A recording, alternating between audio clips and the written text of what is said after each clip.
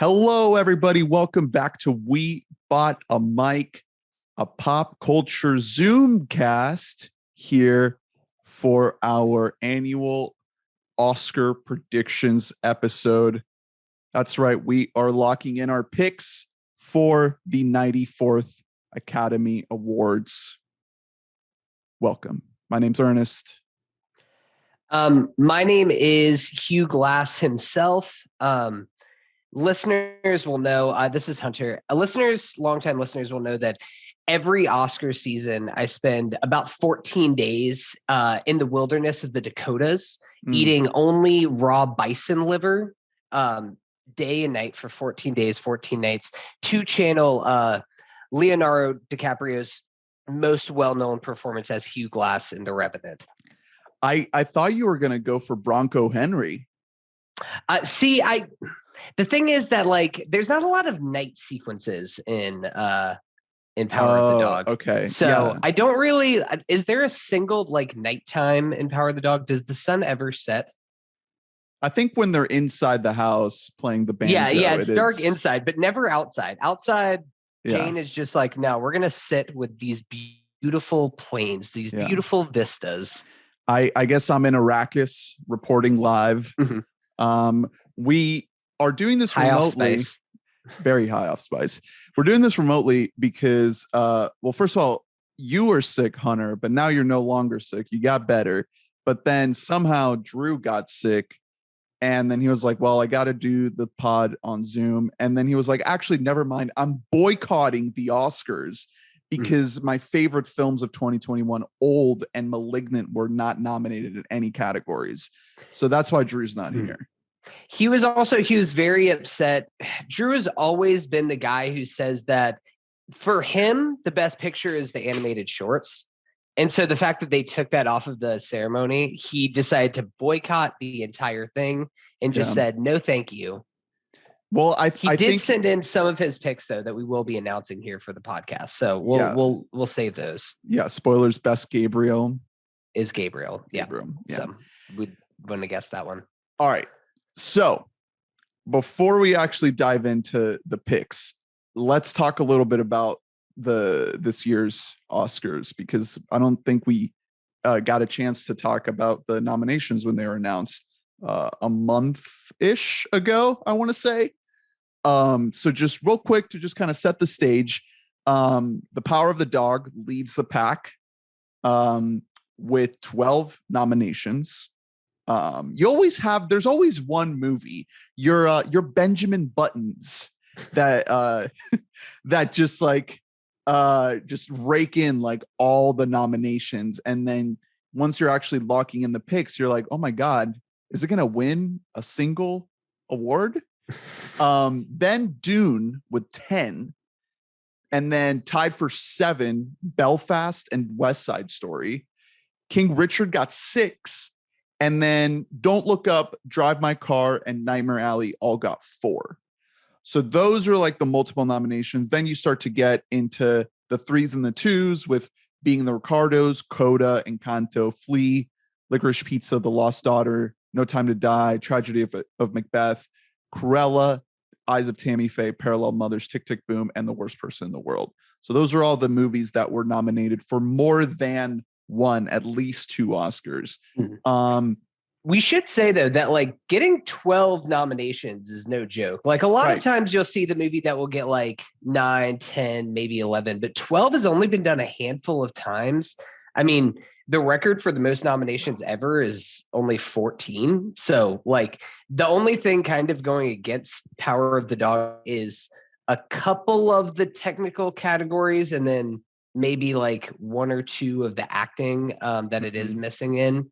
I guess it's just the one. I guess it's just supporting actress is the only acting category that's missing in. But otherwise, it is still kind of wild as we look at this, that we've spent months and months and months thinking Power of the Dog is this powerhouse. Or, well, going back even further, it was Power of the Dog versus Belfast. Right. And that was what we thought the conversation was going to be. I saw Belfast opening weekend ready for the Belfast conversation. Kind of thankfully that didn't ever occur. Shout out to Dame Judi Dench for getting nominated. Oscars never change. Um, but this is kind of it's flipped. There's definitely a dichotomy there, which is better than a situation last year like we had where it's just like we knew that Nomadland was winning Best Picture for 6 months. That was kind Yeah. of boring. But if there was a movie that was going to come in here, I was not expecting Coda, to be perfectly honest. But Hey, here we are. The movie with only 3 nominations might be winning Best Picture. remember when I predicted this when we talked about Coda like 4 or 5 episodes ago? Here's the thing. You and some other people who were predicting Coda ahead of time, y'all should have put some money down because Coda was at one point like, I think at one point early on in the awards race, where they first put numbers out, it was like basically 50-1 odds. Holy And crap. then whenever like people started to see it, it started to get nominated for SAGs and stuff like that. It was like 16 or 12-1. Now it's basically at even odds. Now it is almost just like basically you bet $10. I think it's at plus 110 here. I do have the betting odds pulled up in Yeah, front of me me that I too. will be referencing while On we're here. Vegas Insider, it's at plus 130. Yeah. Still not on Vegas Insider, at least, still not at the top slot. Power of the Dog is at minus 155. But on Gold Derby, which doesn't use actual betting odds, it does have the top slot with a 6-1 odds of winning. Yeah. So, and it just overtook Power of the Dog on Gold Derby, like within the last day or so. Yeah, no, I think that it changed today because I was looking at this earlier today, these odds, and they were like both at around the same. And I think that Coda just hopped ahead of it. So wild time. Real quick, do we think like it, where are you at with Coda in the Coda discourse at this point? Taking a step back from all of this. Well, first of all, I love the fact that we're recording this 3 days before the Oscars, and we still it's just neck and neck. Like, I love that. I love the fact that like it could really come down to either one of these, and then maybe even a third surprise one could sneak in there. Like, it's that kind of year where like, voting closed like Monday. Like, this is coming down to the wire. So if like enough ballots were all over the place, you could have like a number 3 situation, because we got to explain this every year, but because it's kind of hard to wrap your head around it. But the way Best Picture is this ranked choice voting where you submit your ballot by ranking the Best Picture nominees from 1 to 10. And it's about reaching a majority of the vote and eliminating choices from the bottom of the ballot until the top most choice on everybody's list has above 50% above the the total 50% vote. mark, right? So it's a little bit tough to kind of wrap your head around it, but there are some good visualizations on YouTube that kind of break it down with some infographics. But if you have a lot of people that have Coda as their number 1 or number 2, but it doesn't, get to 50%, you might have a lot of other people that have Coda much lower on their ballots, but they might have like Dune or Nightmare Alley at number 3. And then it starts to get to the point where it's like, oh shit, like if that ballot Nightmare Alley for Best Picture is coming. That's what I'm ready for. If that ballot that has Coda, if there's enough people that had Coda lower on their ballot, and then their top 2 choices got eliminated because it was like, what,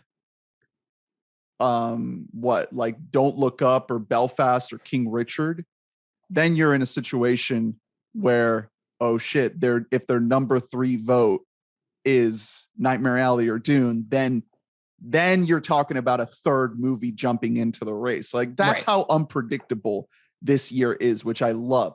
Now back to Yeah. Coda. I would not have an issue with Coda winning Best Picture. I think it would be hilarious that an Apple TV Plus movie won Best Picture the year that Netflix has like its best shot to win Best Picture. I just think that's hilarious.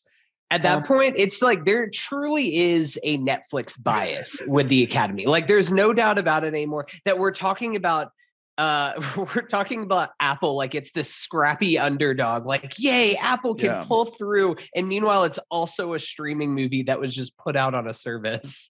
But the movie itself is a bit of an underdog. Like, you know, this movie came out of Sundance. It was a very small production, small cast. You know, Apple didn't make this movie. They bought this movie out of Sundance.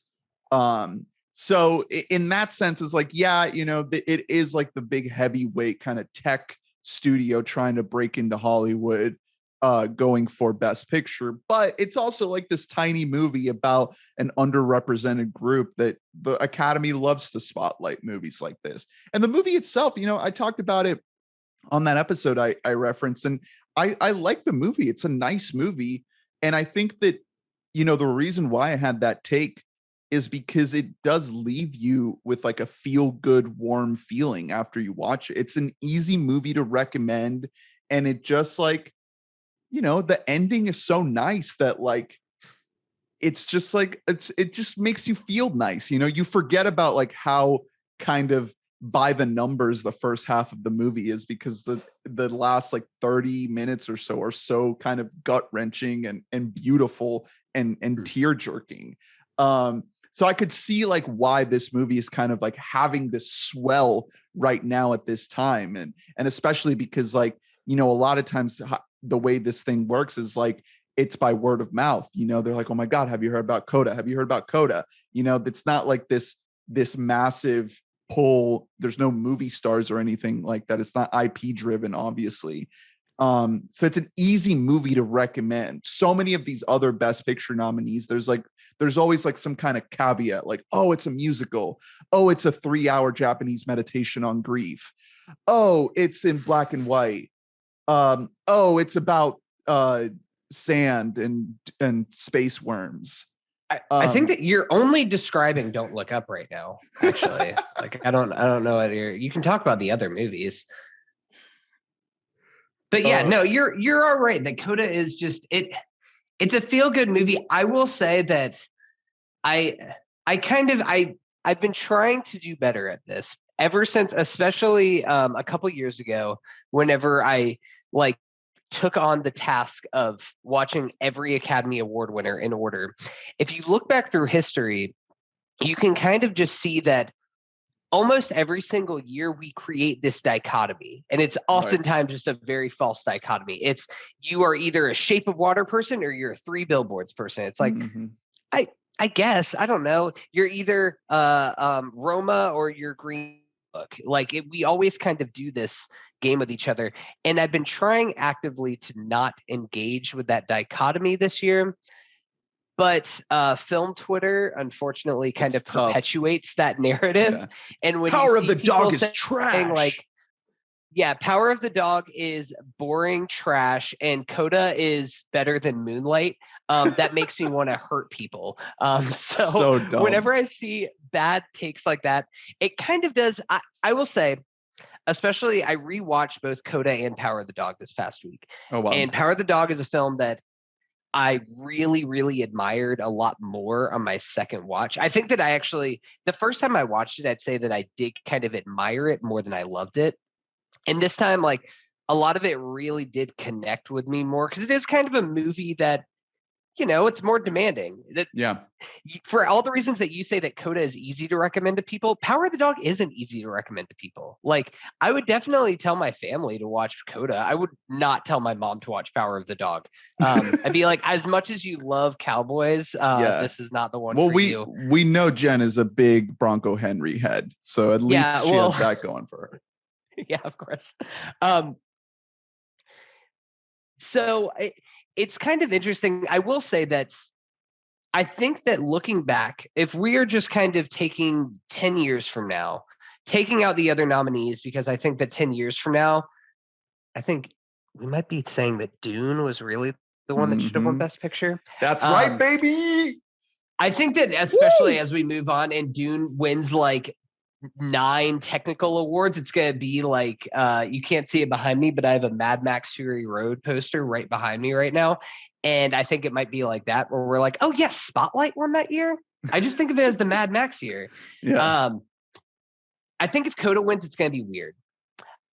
Power of the Dog feels like an Oscar movie, and it feels like it would fit in on kind of the upper third of Oscar winners, honestly. Right. Like I would really like it. It's a great movie. Coda's one of those movies where I think that we'd look back and be like, huh, really? The like coming of age movie where like the first third of it's like openly terrible. Like the first third of it's awful. I wouldn't go that far. The fact that it might win screenplay and like it's basically a decom for like the first 45 minutes is kind of baffling to me. It's kind of insane. And it's a movie that I still really enjoy a lot. Yeah. Like I'm not going to be, this isn't a Green Book situation. And we need to go ahead and like bring ourselves down now that whenever they announce Coda wins Best Picture, I will not scream at the television like we did whenever we said Green Book. Right. If I vividly remember the Green Book year, it was recorded on video somewhere where friend of the pod, Adam, he's got the proof. He recorded it, and we all just went, no! And I think that you said, that's it, Trump's winning 2020. We're all fucked. Yeah. Oh, so boy. that's where I'm kind of at with all this.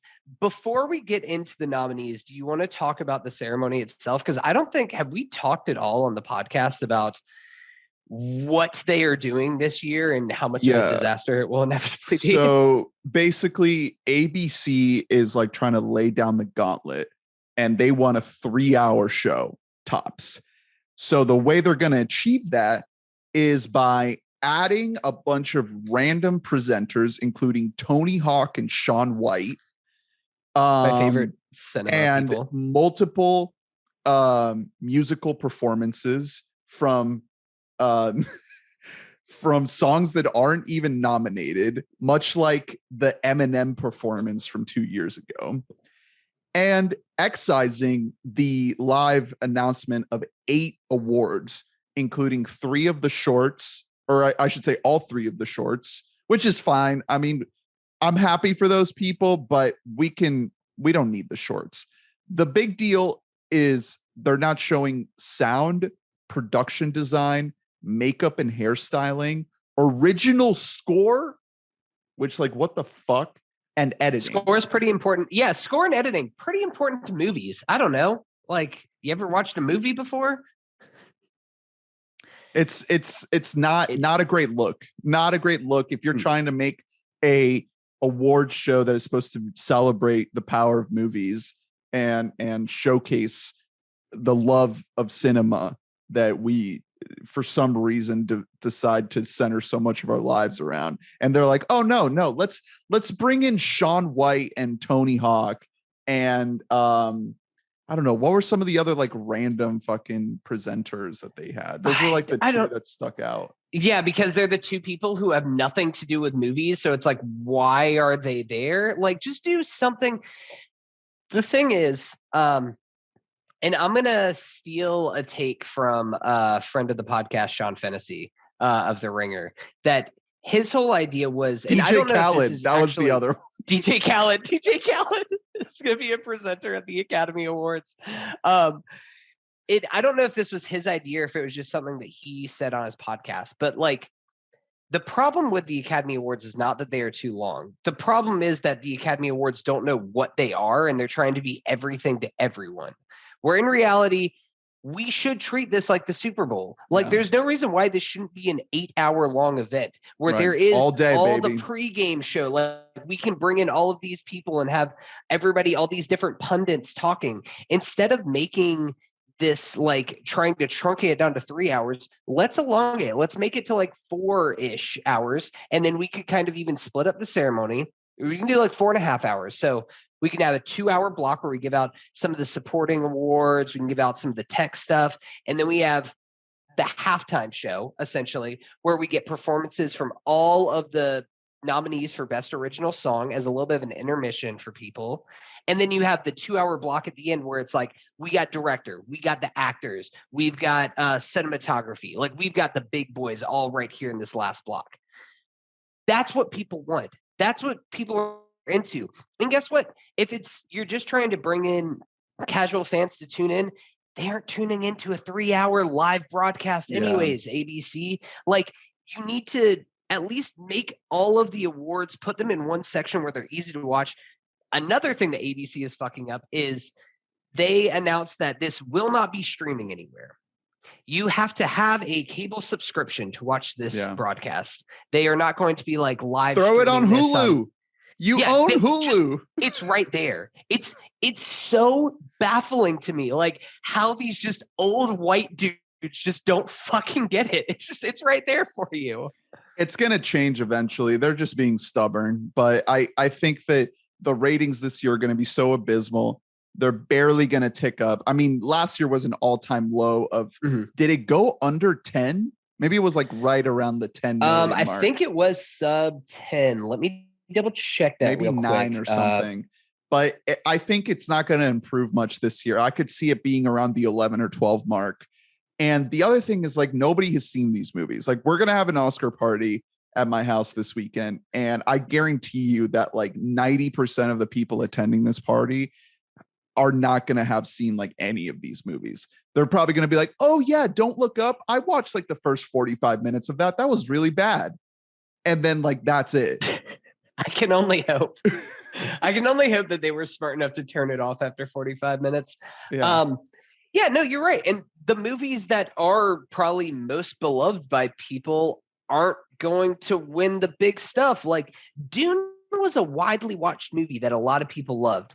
West Side Story, while it didn't hit big in the theaters, you know who loves West Side Story is a lot of people. Now that it's on HBO Max and on Disney Plus, and a lot of people are getting around to watching that movie, people are loving it.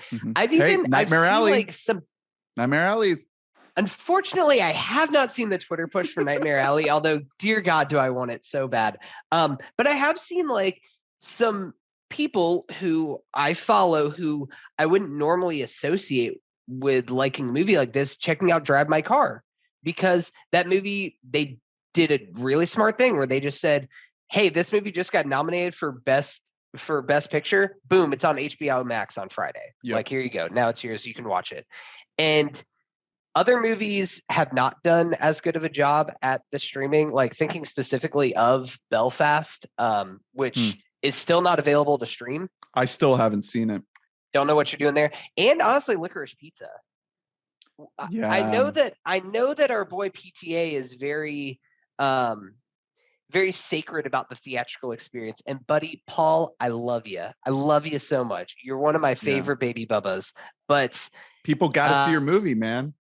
People need to see your movie. People got to see your movie to like it. All right. Well, I think we should jump into the nominations. What do you say? All right, let's get into the picks. Okay. Have you filled out your ballot already? I'm about to. As we go through it, I'm filling it out. All right. Okay. I've got my handy dandy Vanity Fair Oscar ballot. And this year, usually we do it in paper. But this year I've got the digital version here, so I'll be printing it out once I actually submit it. So let's start out with the 3 short categories, because like I mentioned earlier, those will not be part of the telecast. And I don't know about you, but I haven't seen any of these movies, so I'm just basing my picks based off of Gold Derby and Vegas Insider. Okay, so maybe you're just picking the favorites on this. I've seen all of the animated shorts, and I've seen, I think, 2 of the documentary shorts. I haven't seen any of the fiction live action ones. Okay, so for documentary short, my pick is The Queen of Basketball. That one seems to have the best shot based on the odds. Live action short, I have The Long Goodbye, and animated short, I have Robin. Okay, so we do match on all 3 of those. Queen of Basketball, actually, looking at. Queen of Basketball is the only documentary short that I have seen. I actually really enjoyed that. That's really good. It's executive produced by Steph Curry and Shaq. So a little reminiscent of whenever Kobe was nominated a couple years ago. R.I.P. I have heard some really good things about Audible, which has kind of that similar quote unquote timely message. It is also about deaf adults. So like, kind of similar in the Coda vein and everything else there. Live action short. Yeah, to be honest, I haven't seen any of these, but one of them is starring and written and directed by Riz Ahmed. And oh, nice. That's usually kind of a good sign, is when you have a big famous person in a short, especially because think Riz Ahmed was up for a bunch of stuff. The Academy loved Sound of Metal last year, put that up for a bunch of awards. So I could see that happening. And as far as the animated shorts, I did see all of these at our local art house theater. To be honest, it was one of the weakest animated short years I can remember. I didn't really care for any of these. In fact, some of them I thought were outwardly really bad. But Robin visually Robin just narratively? Both. In a way. Robin I enjoyed. My favorite actually was Box Ballet. I don't know if people will ever get a chance to see that, because some of these shorts just kind of like disappear into nothing. But Box Ballet is a really beautiful silent animated film about a boxer and a ballet dancer kind of like falling in love. Robin is on Netflix, so it has that going for it. It's like nice. 30 minutes. It's a long boy, but it's on Netflix. Yeah, Netflix always has that pull with some of these categories. Mm-hmm. So, all right. So those are our picks. No deviation there. So, and I think that Drew did pick Old for all of these. So I don't know if he's going to win out on the ballot with that one, because Old was not nominated for any of these, but then he went ahead and chose it. So, but hey, maybe this is M. Night Shyamalan's year. Well, I will say that like I was definitely older after watching some of these shorts. Right. So in that way, he might sweep. Okay. Next, the next three categories, visual effects, sound, and production design. I put Dune for all three of those. Let's get into the nominees. With visual effects, the other nominees are Free Guy, No Time to Die, Shang-Chi and the Legend of the Ten Rings, and Spider-Man No Way Home. Could this be the chance for John Watts? No, I think well, here's the thing, is that I think Free Guy is going to win. I think that should win, because you know what's cooler than movies? Video game. Right. Yeah, it is pretty epic. Gotta admit. Yeah. It's Dune. Dune has to win this, and also Dune should win this, because what's not a incoherent gray mess is Dune. Yeah. Dune's fucking beautiful. When you see mind-blowing sandworm come out of sand, I lost it. Single tear coming down my eye. There's how beautiful it could be. They created a world. What more do you want from them? Yeah. Come on. There's so much imperceptible visual effects in this movie where it just looks real. Like you're just fully immersed in it, and you never for a second think you're looking at a visual effect. That's just like what you want from a movie like this. Like the ornithopters, those like dragonfly looking ships that lift up into the air. Your brain just thinks that that's a real machine, but that's a fully computer generated effect. And the way it's put together is just like you feel like the weight of it. So yeah, it has to be that. Sound, I also put Dune. The other nominees are Belfast, No Time to Die, The Power of the Dog, and West Side Story. And again, with creating that world, the sound plays into it too. It's not just about the visuals. You also need that amazing sound design. And I think that Dune has it. All these technical categories, I think Dune just has them like pretty on lock. Yeah, I agree with you on the sound. It's so weird that Belfast is nominated for Best Sound. It sounds like a movie. I don't know. There was like nothing the streets remarkable. of Belfast, man. There's like absolutely nothing. That was one of those things where it's like, huh? What? Belfast? This is the second year that they combined the sound categories from sound mixing and sound editing it together into just best sound. Love how they combined those two under the promise that they would not be cut from the ceremony, and then a year later they cut them from the ceremony. Wowzers. I guess we're only getting silent films from now on. Right. This is great. I have Dune as well. Dune, incredible soundscape. Just the sound like makes that movie. Just thinking back to hearing that in IMAX and just like the walls of sound that hit me. Incredible.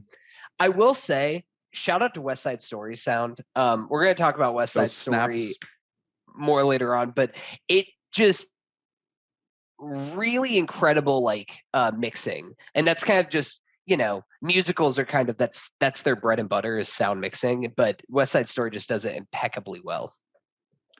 Production design, I also put Dune. The other nominees are Nightmare Alley, The Power of the Dog, The Tragedy of Macbeth, and West Side Story.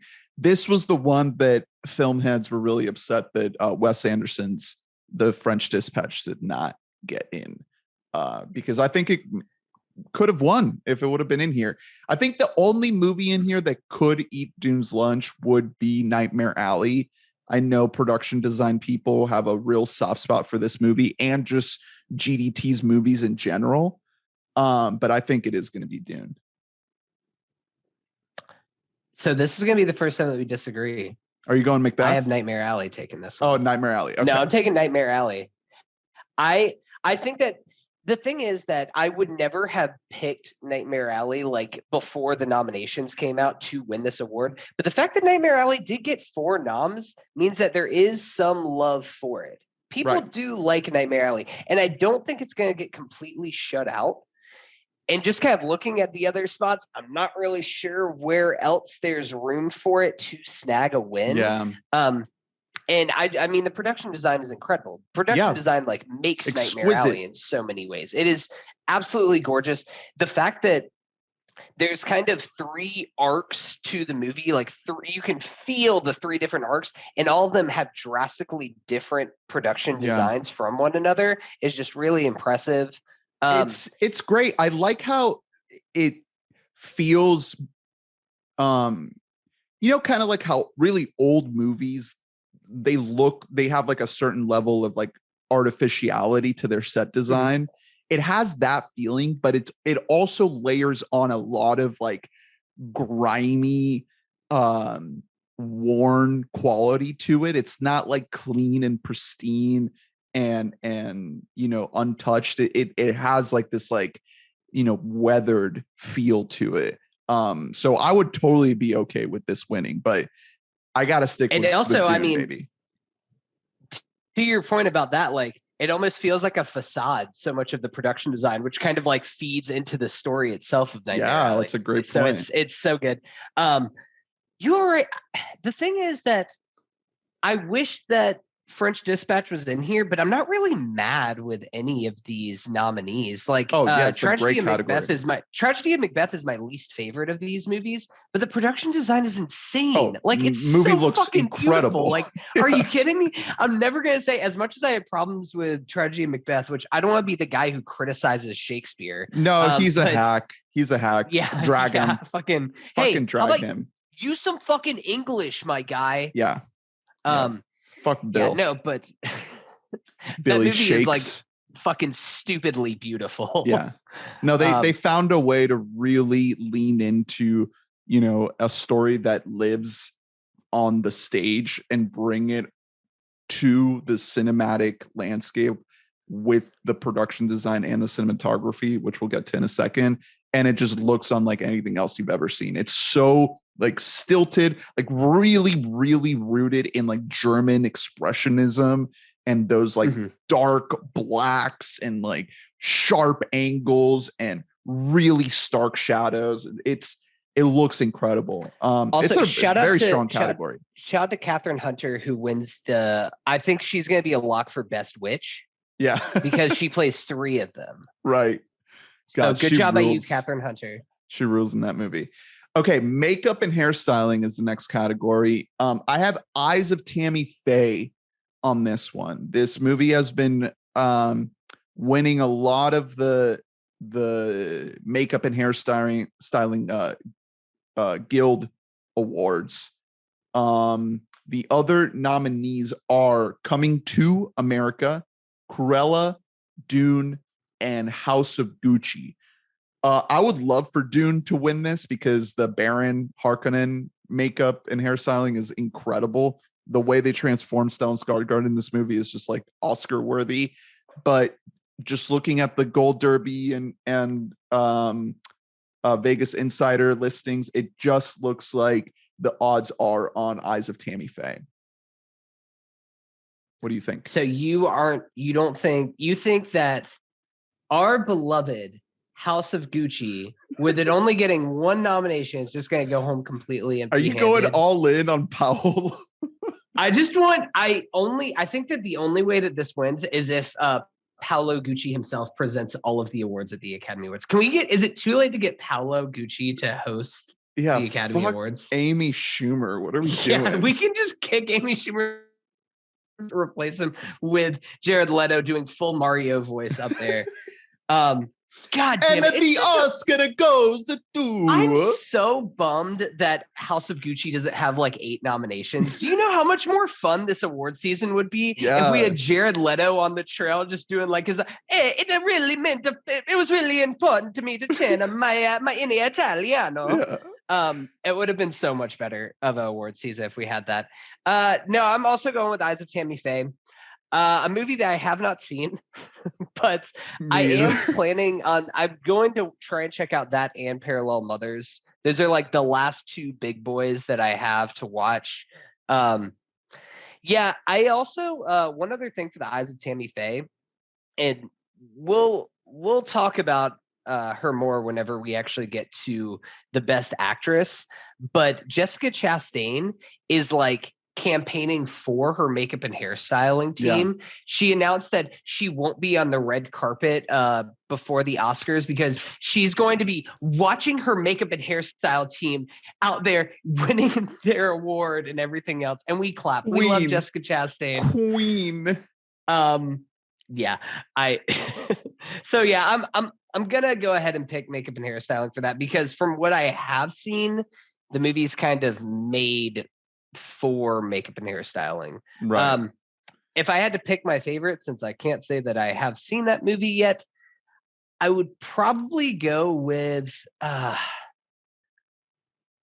think I'd go with House of Gucci. Yeah, fuck it. Let's get Paolo. Let's get Paolo up there. He's gonna rush the stage. That has been a mistake. I will say I think that Dune it's kind of a surprising nomination to me that it got nominated in this category because other than Baron Harkonnen, it's like kind of understated the makeup and hairstyling.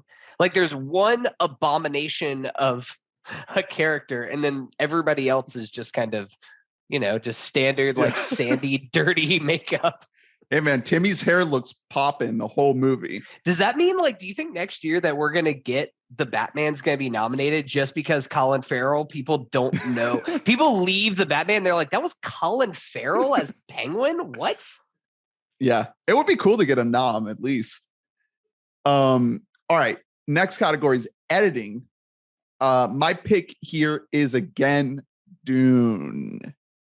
The other nominees are Don't Look Up, King Richard, The Power of the Dog, and Tick, Tick, Boom.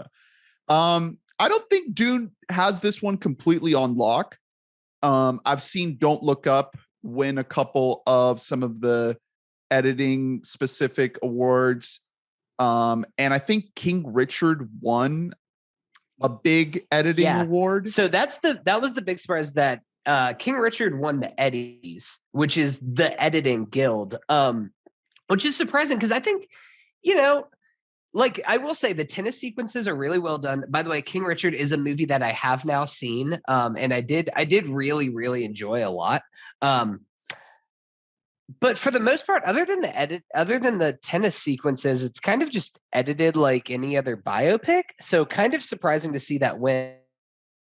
I think Don't Look Up should win the award for the most editing. It wins the Bohemian Rhapsody award for the most edited film. Right.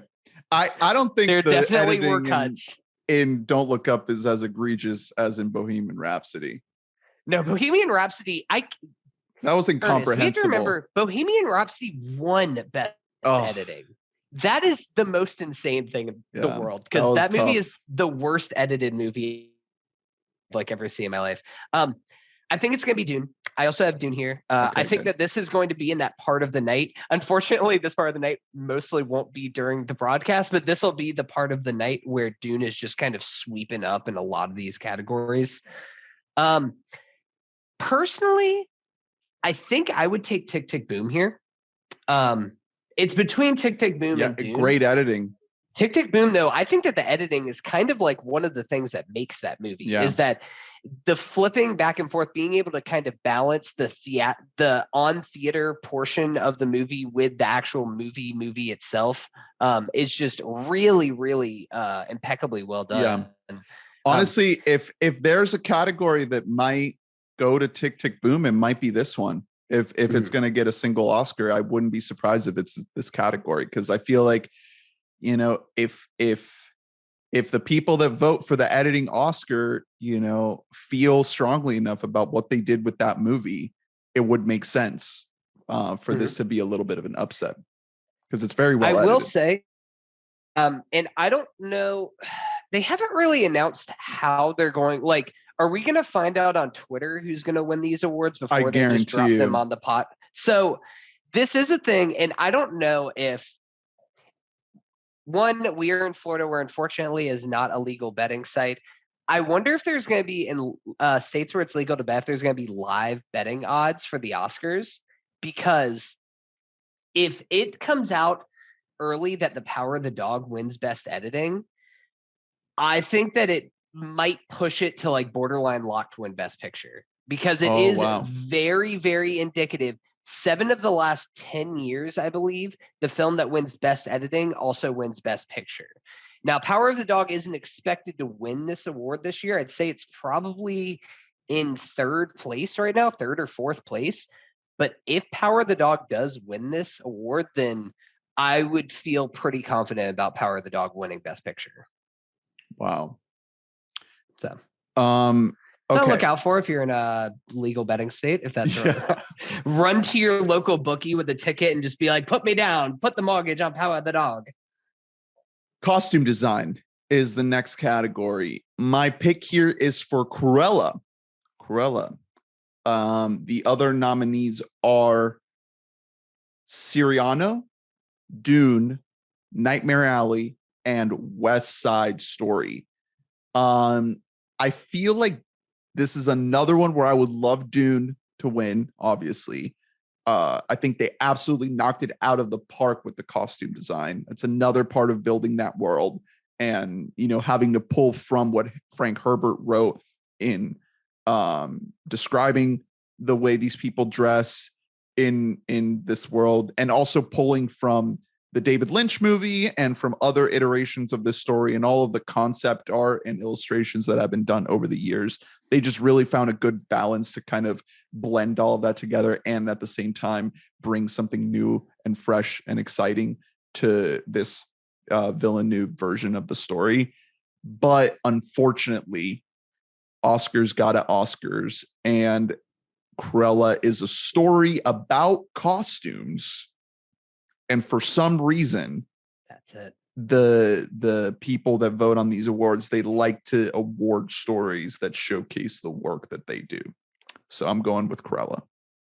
Yeah, you hit the nail on the head right there at the end, because that's the thing is with these categories. The thing to keep in mind is, like, the entire Academy is not voting on like best costume design. It is only the costume design portion, that guild of the Academy, that's voting on this.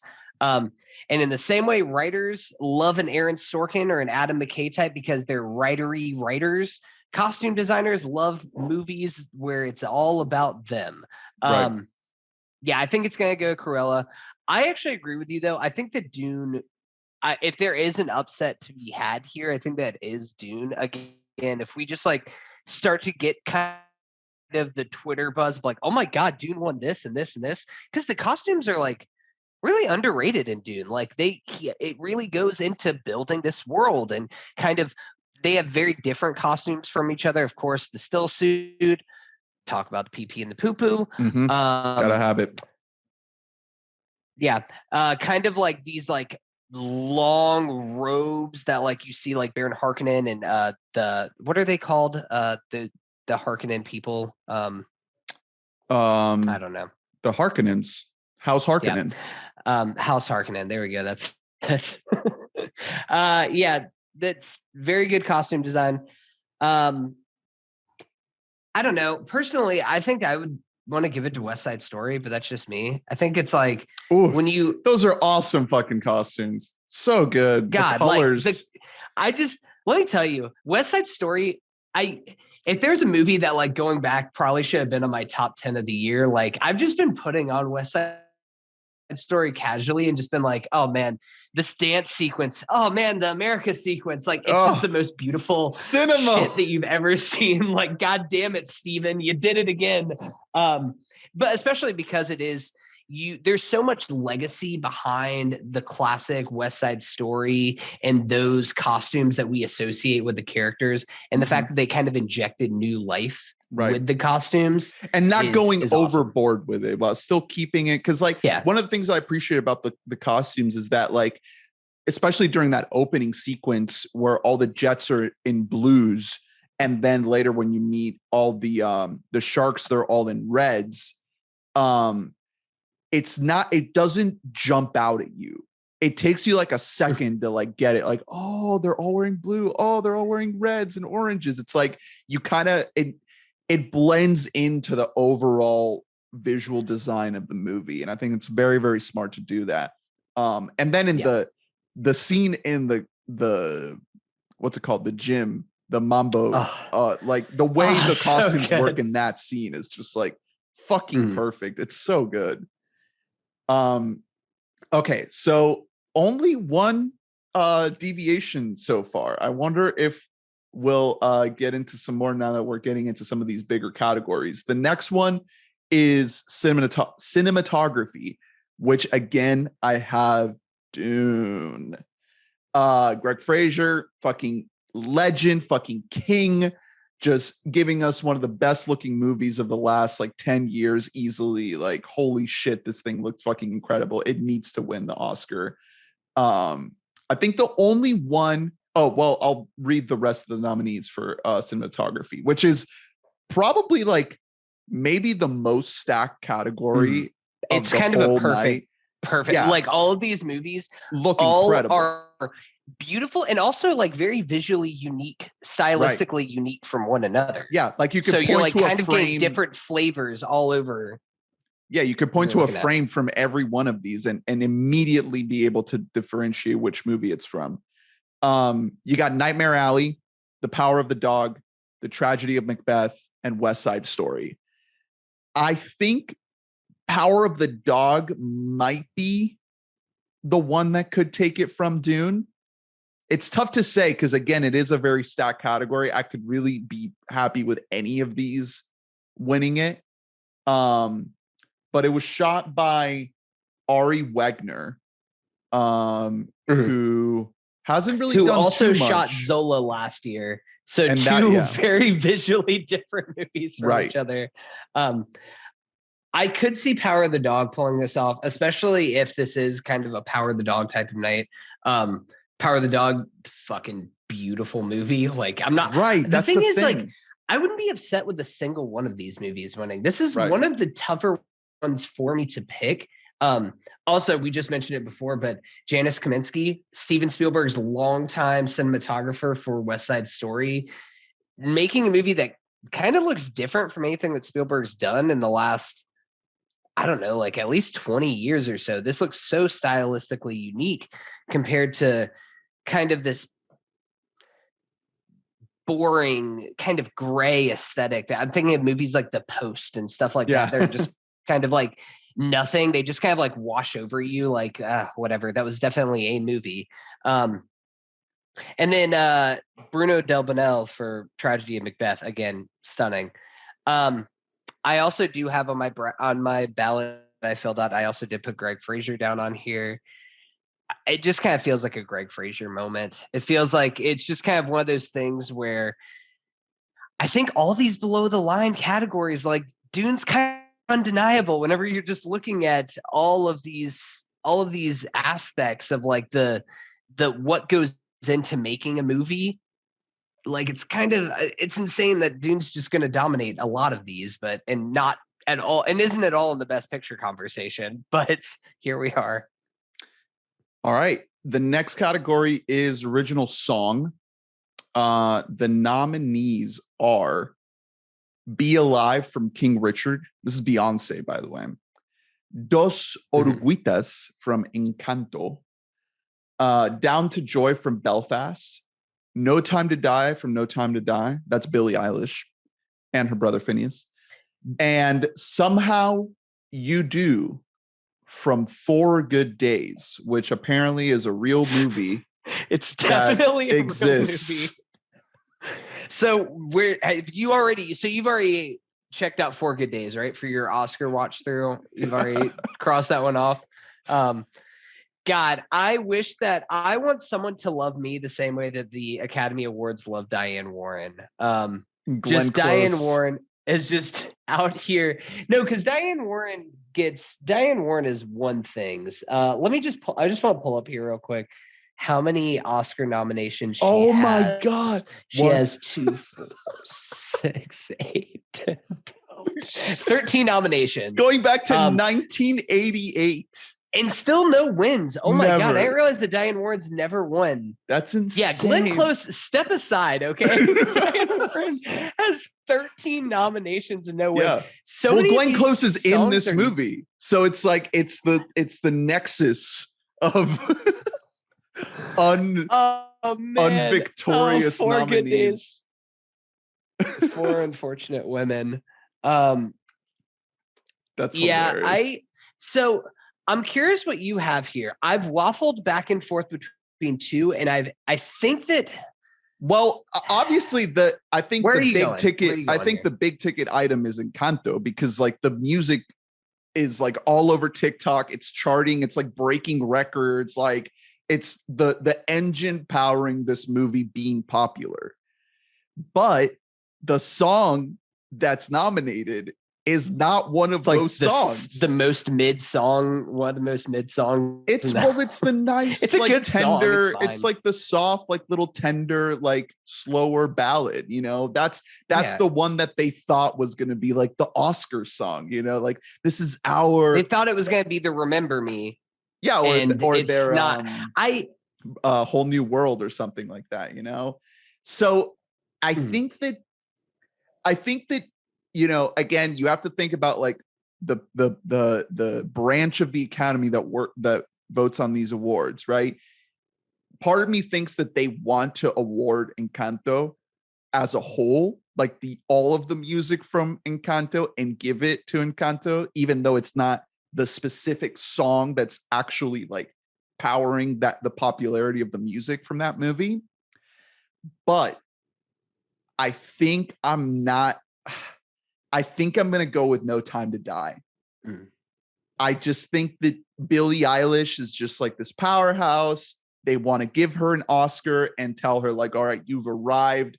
You are now not just a full-on Grammy Award winning. You have bled over into Hollywood and the movie world with a Bond song.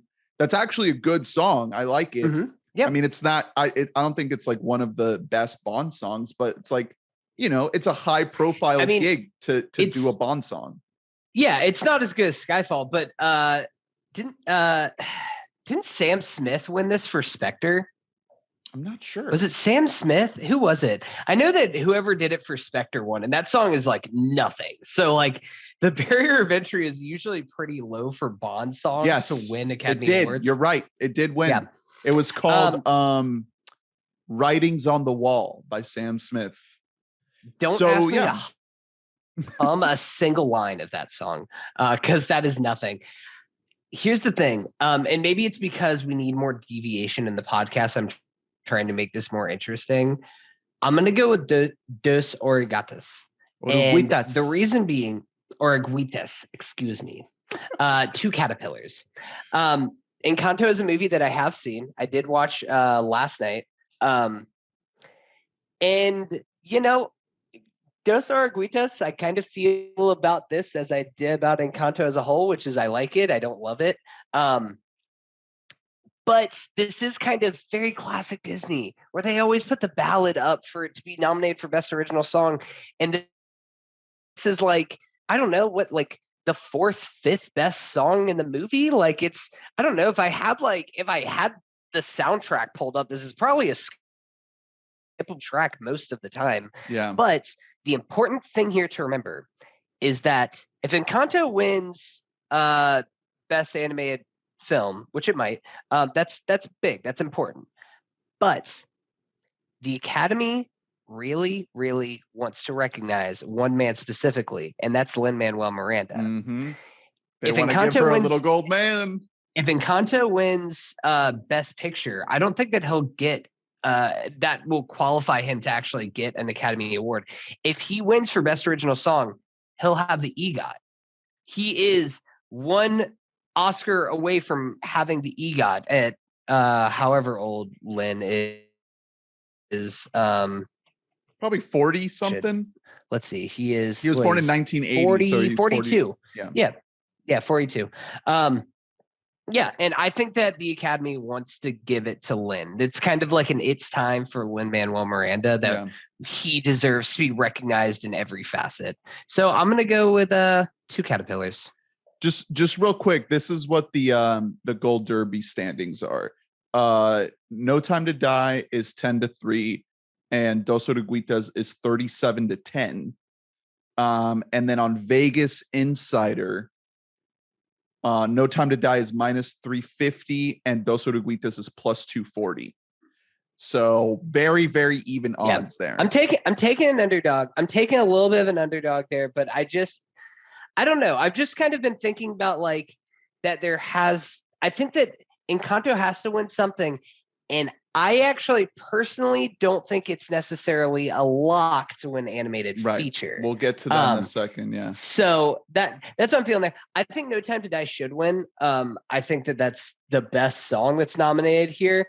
It'd be really funny if they gave Van Morrison an Oscar after Van Morrison in the last year hasn't had a great year with being very anti-vax and very conspiracy driven and not a cool guy.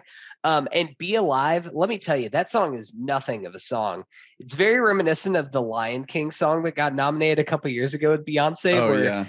We're literally only nominating it because Beyonce like came in and spent like 15 minutes in a recording studio, but otherwise it contributed absolutely nothing. Yeah. Where were you during the George Floyd protest, Beyonce? Huh? Where were you then?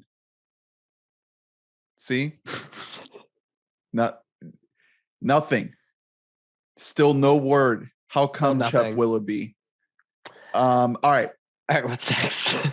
Next is original score, which again is another one of those cut categories, which makes me so fucking angry because once again, I have Dune. Hans Zimmer, baby, creating instruments.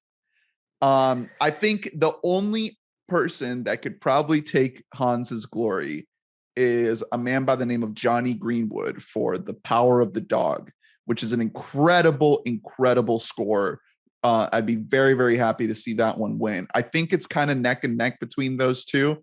The other nominees are Nicholas Patel for Don't Look Up, Encanto, and Parallel Mothers. Big surprise there. Shock. Mm-hmm. What do you think? Are you going Johnny Greenwood or are you sticking with Hans Zimmer? I'm going with Hans Zimmer because Hans is doing all the things that he needs to do. He's appearing on all the podcasts. He's doing all the interviews. He's really campaigning. Running. my God, does that guy love to talk about how he created instruments? No man you loves to talk more about how he created instruments than Hans Zimmer. you heard his interview on the Big Picture, right? Yeah, That was an incredible interview. Like, holy shit. He is campaigning. He's playing the game. And Hans is, the last time that he won an Oscar was 1994 for The Lion King. And I think that people are kind of just like, hey, this guy might be like, I don't know, the second best like film composer ever behind maybe John Williams. Right. At least probably the second most iconic. We need to give this guy more than one Academy Award. And he's made so many iconic scores since The Lion King, you know, like all his work with Christopher Nolan and now with Denis, and like he's just like still elevating what a movie score can be and what it can do. And this one, like, part of the reason why I love Dune so much is because of the music. Like, it's part of, again, that world building. It's just, when I close my eyes and I think about Dune, I hear the music from the movie. It's part of what's burned in my brain from this movie. It's not just the incredible visuals, it's that incredible sound with the vocals, that woman screaming, the choir, like the vocals, the crazy, like overdriven cellos that he makes sound like, what do you call it, a Tibetan horn or something like that? Like, holy shit, dude. Yeah, I mean, it's God. I agree. Like Dune, the soundscape propelling the film itself, like it's hard to argue with Dune. Like I'd be more than happy with that winning. My personal pick would be Johnny Greenwood for Power of the Dog. Yeah, it'd be great to see him win. I listen to that score like a lot. Like it's I listen really to that good. score all the time whenever I'm working.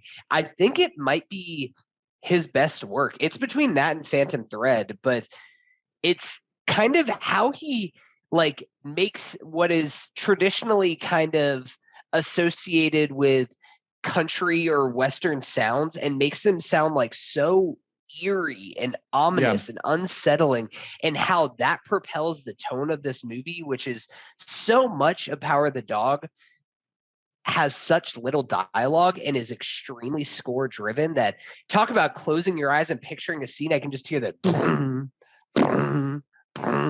like that's, I can just hear that from Power of the Dog like ringing through my head. And so I would love for Power of the Dog to win, but I think that this is kind of Dune's to lose. And you know, good for Hans. I'm not upset about that. Greenwood, he's gonna win an Oscar eventually. Like that's a lock. He's on that trajectory. This is only his second nomination after Phantom Thread. I still prefer Phantom Thread to this. I think that might be his best work. But I mean, he also did The Master, and he did, Master, insanely good score. There Will Be Blood. Yeah, exactly. I do kind of, honestly, as much as I love Power of the Dog score, I do kind of want him to win on a PTA movie, since the two have been kind of inextricably linked together. Of course, Johnny Greenwood also did the score for Spencer, for Licorice Pizza, which has very little score, but it does have score, and Johnny Greenwood did it. And Spencer, which has an awesome score. Like Spencer, I wouldn't have been mad if Spencer took the Don't Look Up spot. As much as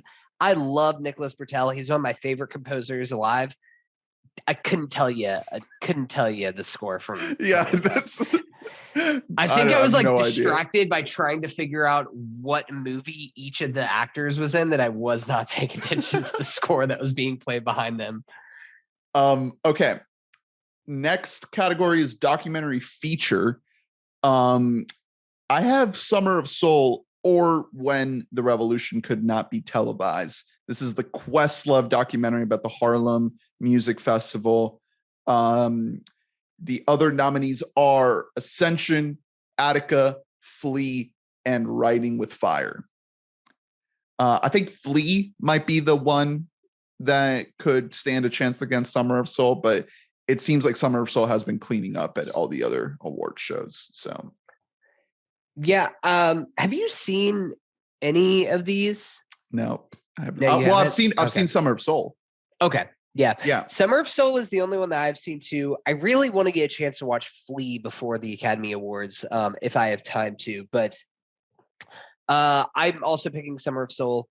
It's It's a movie I saw back in January at Sundance, and kind of it had the buzz then immediately of like, this is kind of Summer of Souls to lose for best documentary, especially when you consider like the Academy loves Questlove. Questlove, they last year, let's not forget that last year when the biggest flub in recent Academy history, when they tried to end on Best Actor with Chadwick, and then Chadwick didn't win, and we're just stuck with a still picture of Anthony Hopkins on the screen. What do they do to throw it to? Who do they throw it to kind of like save and end the night? They throw it to Questlove. Yeah. So this is like a because Joaquin Phoenix, he would just like awkwardly wandered off stage. He's like, wandered away. It's not my problem, man. I'm out of here.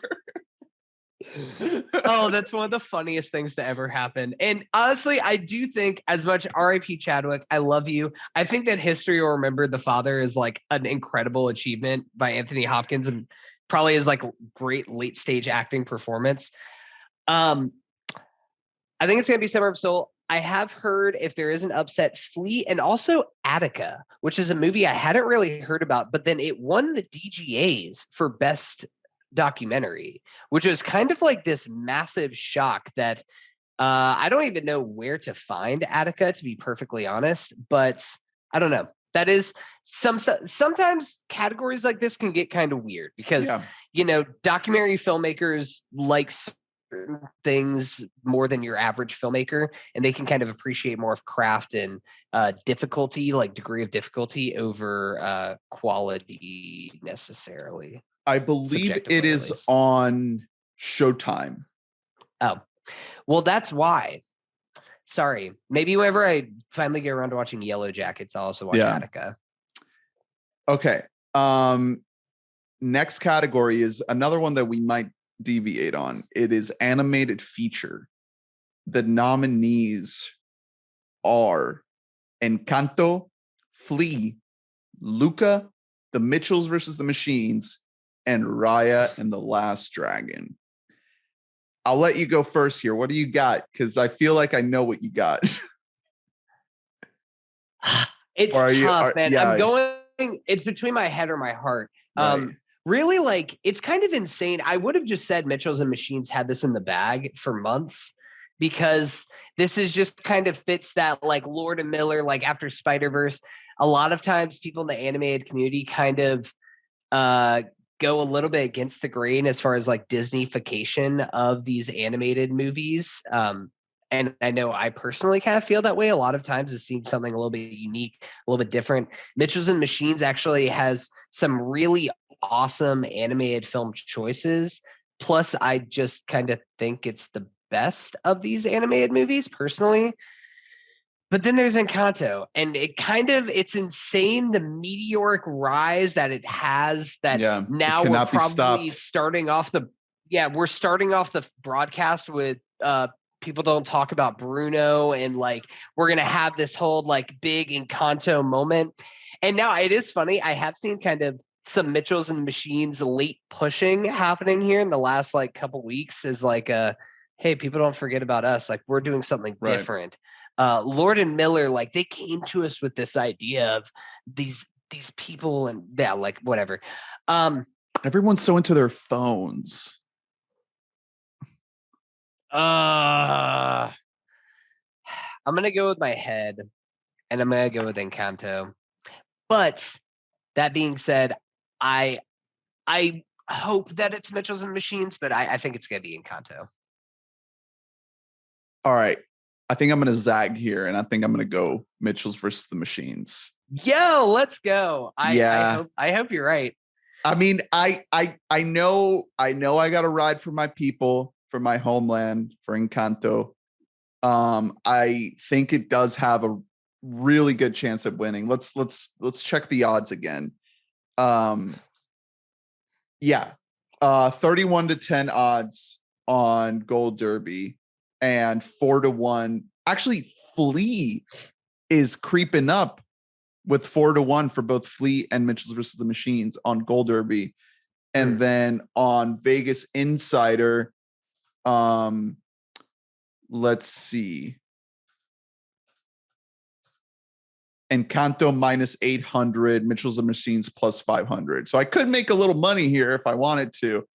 Yeah. I mean, I'm looking on here on, and what is this on FanDuel? I'm looking on FanDuel Sportsbook right here. And Mitchell's versus Machines, you get 6-1 odds on that. Encanto is minus 1,100, like 11-1, like got put down $1,100 to make 100. See, here's heavy favorite right there on like betting sites. The Gold Derby thinks that it's closer than that, and I kind of trust Gold Derby's opinion more than I trust like a sports book at laying the odds on here. Here's the thing. First of all, Spider-Verse did win the Oscar that year, which is the same team that worked on this. And the Annie Awards, which are like the big animation awards, Mitchell's versus the Machines won all 8 awards that it was nominated for at the Annie Awards, including Best Animated Feature. So those are the animation people having their own award show, giving everything to this movie. I'm not saying there's 100% bleed over to the Academy. Obviously, there's not. And there might not be enough to get it across the finish line and overpower the behemoth that is Encanto. But I again, for the sake of like having a couple of different categories here where we differentiate, I think I got to go Mitchell's versus the Machines on here. I like Encanto more. I think I like Encanto as a movie more. And it speaks to me personally and my experience more, obviously. But I think this is one of those categories that it could go against the odds a little bit, especially because there is that history of Spider-Verse already being honored, and Sony kind of fighting to take the crown away from Disney in this category, because it's just been, when you look at this category, as long as it's existed, it's like 80 to 90% of the time has gone to a Disney movie. So it is sometimes fun to kind of root for the non-Disney movie in this category. So I'm going to go Mitchell's versus the Machines. Yeah, I just think, that part of my logic behind this too is that I'm picking Encanto for animated film and for original song, and I'm just kind of betting on going 1 for 2 between the two. Like I'm going to get one of those right, because Encanto is not getting shut out. I'm going to tell you right now, like in this whole, when they are trying to do this whole theme of like the importance of movies, and like movies are for the common man, and the fact that they're going to do this whole like, we're going to start the show out with Encanto. If Encanto gets shut out, one, that will be hilarious because it's like the Academy just once again just totally missed the ball. But I don't think that they're going to let that happen. I think that's going to win at least one of those two. It's kind of wild to me that Flea is nominated in animated, documentary, and foreign film, and it might just not win any of the 3. Yeah. It's strange enough that there's a film that's nominated in all 3 of those categories. I don't think there's ever been a movie that has stretched documentary, animated feature, and foreign language. Well, that's the thing, is that could also sneak in here. Yeah. We don't know, it could get in there. It could win, they could be a little bit of a surprise upset. I am upset. I'm still mad that Raya or Luca are there instead of Ron's Gone Wrong. Ron's Gone Wrong, which is a better film than Raya and Luca. And yeah, I like Luca. I'm so mad about that. Luca was fun. Raya just did nothing for me. I didn't see it. That was the first movie I saw in 2021 back in theaters, and I was just like, I don't know, this wasn't the one to bring it back, huh? All right. The next category is international feature. The nominees are Drive My Car, Flea, The Hand of God, Lunana, A Yak in the Classroom, and The Worst Person in the World. I think the 3 main real contenders here are Drive My Car, Flea, and The Worst Person in the World. I feel like any 3 of those could take it. I would love to see Worst Person win here. I think it has a good chance at winning, but I think it's going to go to Drive My Car. I'm going to go with Drive My Car because it does have that Best Picture and Best Director nom. So I think this is lock of the night. I think that's going to Lunana, a yak in the classroom. Gotcha. You can just go ahead, just write that in Sharpie. No, I think that it is a lock. That's Drive My Car, and I'm not upset that's Drive My Car. The thing, it's an animated film. It's nominated for Best Picture, guys. Like, if one movie that's nominated for Best Picture is probably going to win animated feature. I think this is going to be Ryosuke Hamaguchi's time to actually get on stage and give an incredible speech. I really look forward to hearing his speech because he's also done some great interviews, been out there. It is going to hurt seeing Worst Person lose just because, goddamn, Worst Person. I mean, I said on the pod, it was my favorite movie of last year. It's one of my favorite movies I've seen in the last few years. But Drive My Car is a very, very deserving winner, and I'm super happy for it. Happy for that Ryosuke moment. All right, the next category is adapted screenplay. So now we're getting into the big hitters here. This is the creme de la creme up here. These are like my two. The next two that we're gonna have are like my two favorite categories usually every year. So the nominees for adapted screenplay are Power of the Dog, Coda, Drive My Car, Dune, and The Lost Daughter. This is a fun category. I don't think that there's any like 100% lock in here. I think that maybe a lot of the weight is being thrown towards Power of the Dog and Coda, obviously, because they're both like, the two Best Picture front runners. So kind of by default, they have the front runner status here. But I don't think historically, I mean, you're more of the Oscar scholar than me, but I don't think historically the screenplay always lines up with Best Picture. So I kind of want to zag a little bit here. And I've seen some people go with Lost Daughter. I've seen some people go with Dune, which I think is like a masterclass in adaptation. Oh, that would be the best surprise of the night if that happens. And I don't know. I feel like Drive My Car. I don't think Drive My Car is going to win this, but I feel like Drive My Car might be the best adapted screenplay because it's a 22-page short story that he turned into a 3-hour epic about grief. Like, what more can you ask of the guy? Well, adaptation aside, just the level of difficulty to get you to be engrossed in the story is such a high bar to clear for this movie. I think it is a phenomenal screenplay to be so slow and deliberate with its pacing and withholding until like really far into the movie. It makes you wait for those moments of revelation and catharsis and payoff. And it's very, very difficult to do that and to keep you intrigued and engrossed the whole time. I would love to do like a deeper podcast on Drive My Car because I think that we should. So much. We really should because there's Drive so My Car much to get into. Fucking incredible. It's so good. I would love to see this movie win for adapted screenplay because honestly, it's like shocking that it's even in here at all. I could see what if we had a moment. Remember, let's go back to like 2017. Remember when we were all sitting around the Academy Awards and then suddenly, like, major surprise, Jordan Peele won for Best Original Screenplay for Get Out.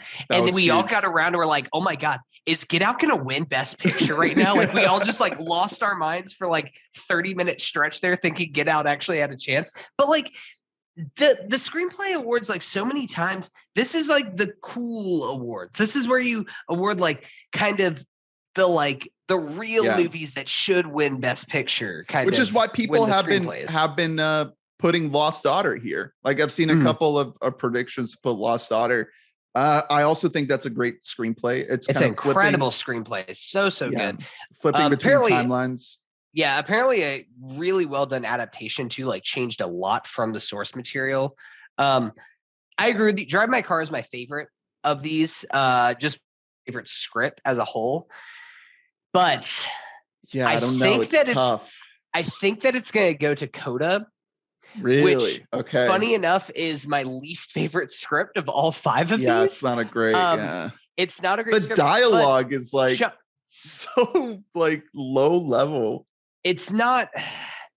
It's just like it's kind of a bummer, but I do think that this is going to go to Coda just because this is kind of like Sean Heder isn't nominated for Best Director. So in a lot of ways, this is her Best Director. This is her chance for us to award Coda.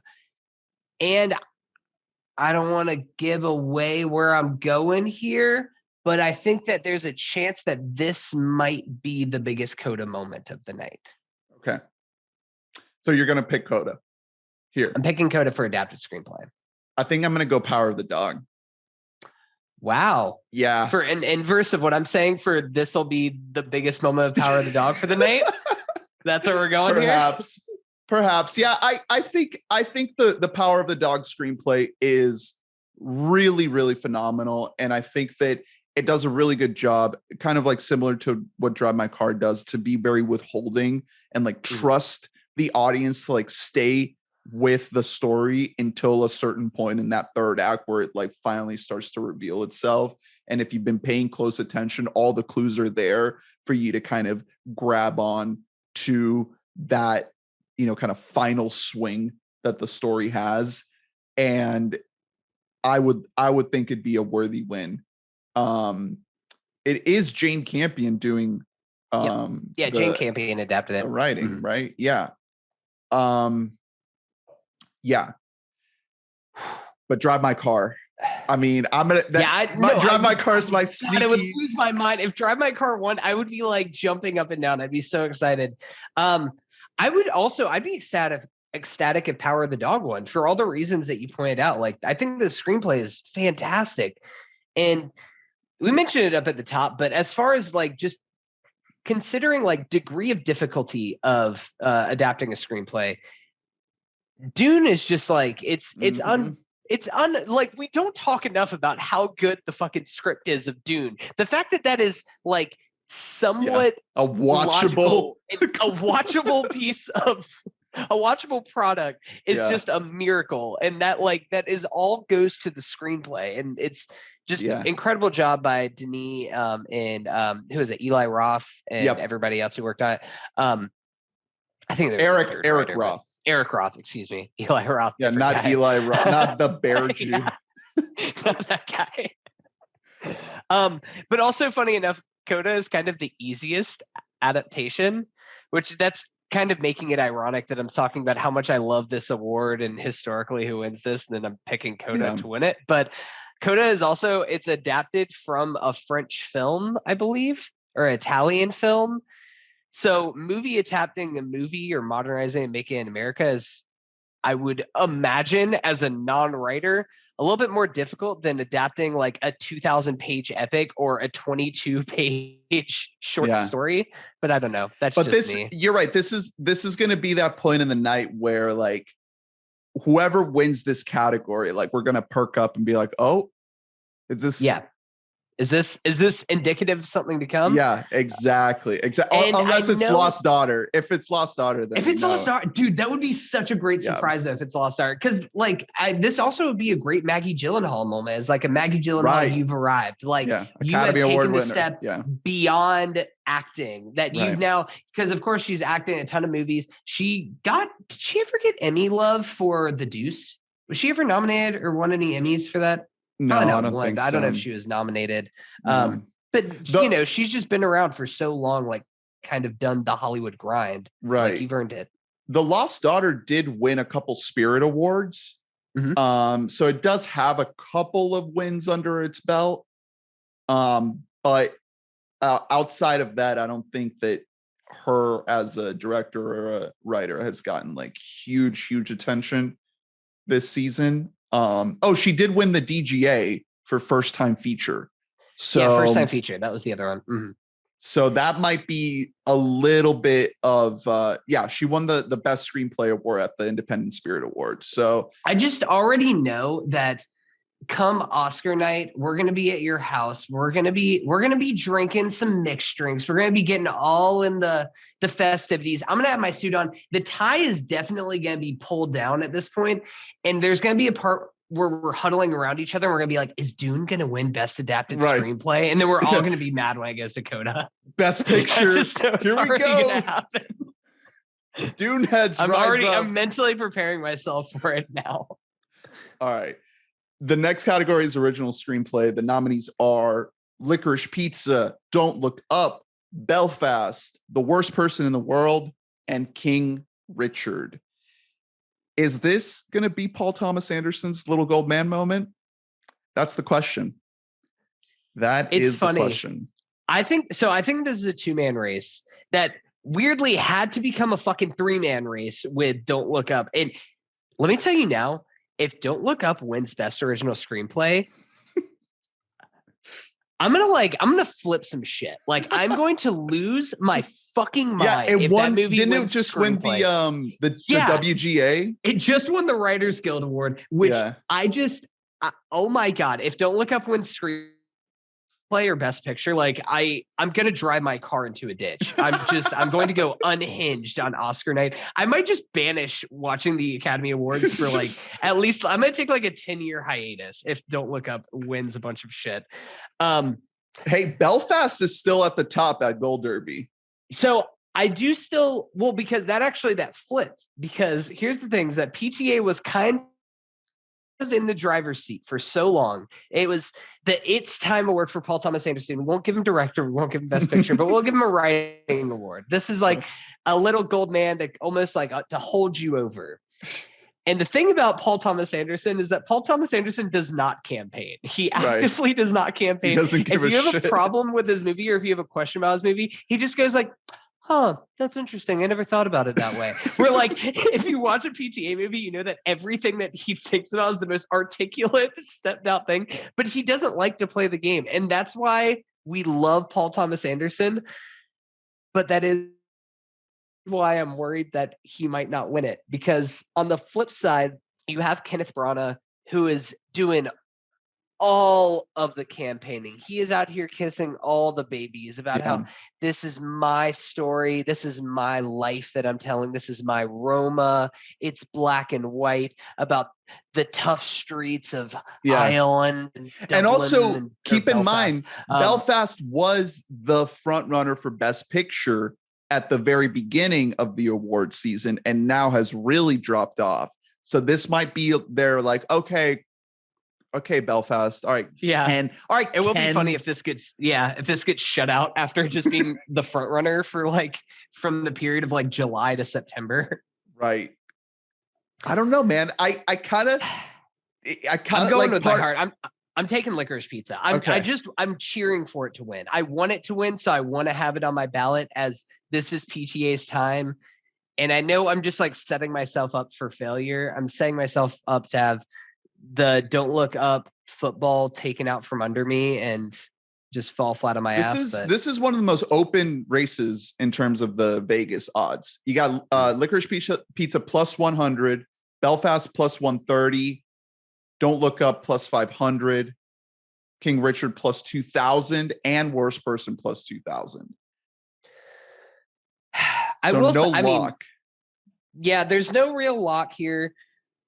God, it is. Paul, just do like one good interview. Just do like one thing. Vegas do like, I know. Or voting is closed.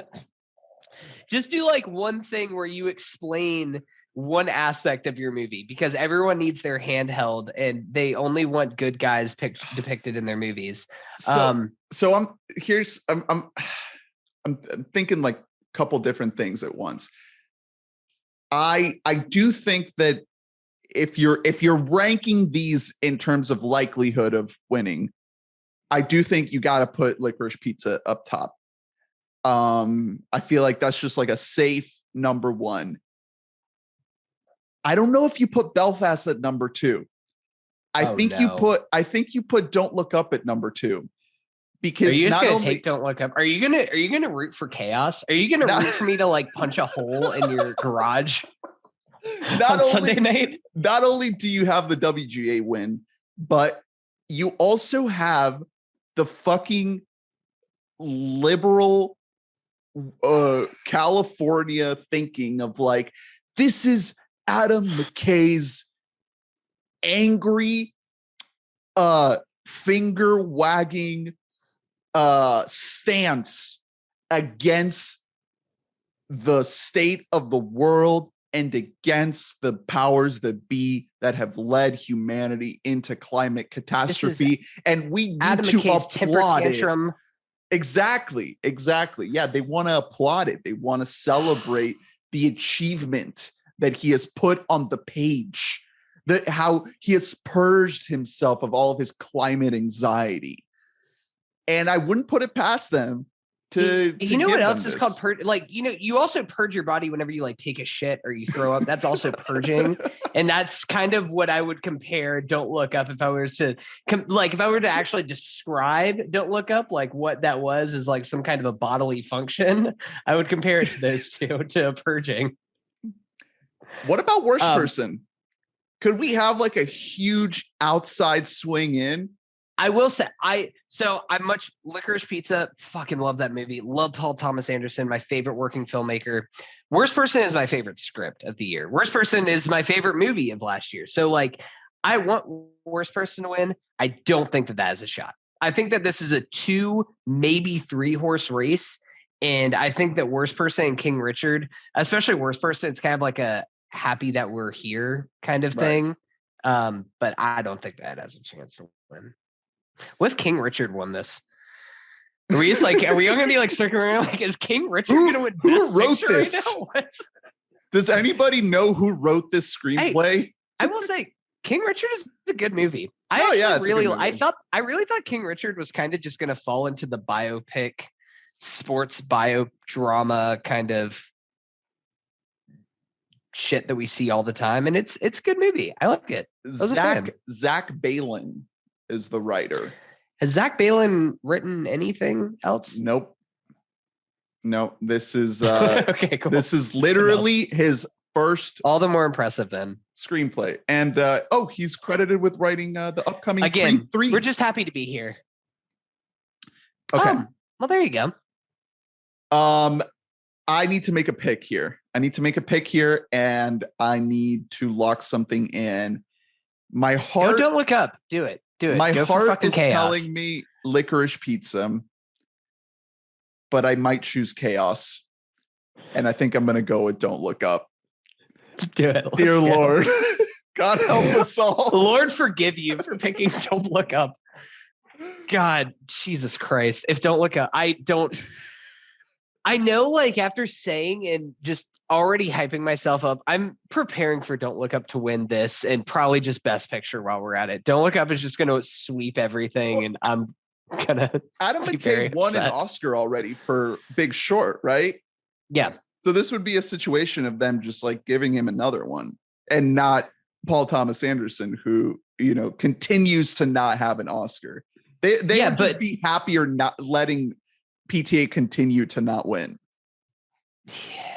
I don't know what they have against like the greatest living filmmaker. Like, what are we doing here, guys? And this is, you just know that Paul Thomas Anderson is going to be like 72 and making his swan song film, and they'll finally award it to him. They'll be like an It's Time thing, and we'll look back in history and be like, why doesn't this guy have 7 Best Director wins? What are we doing?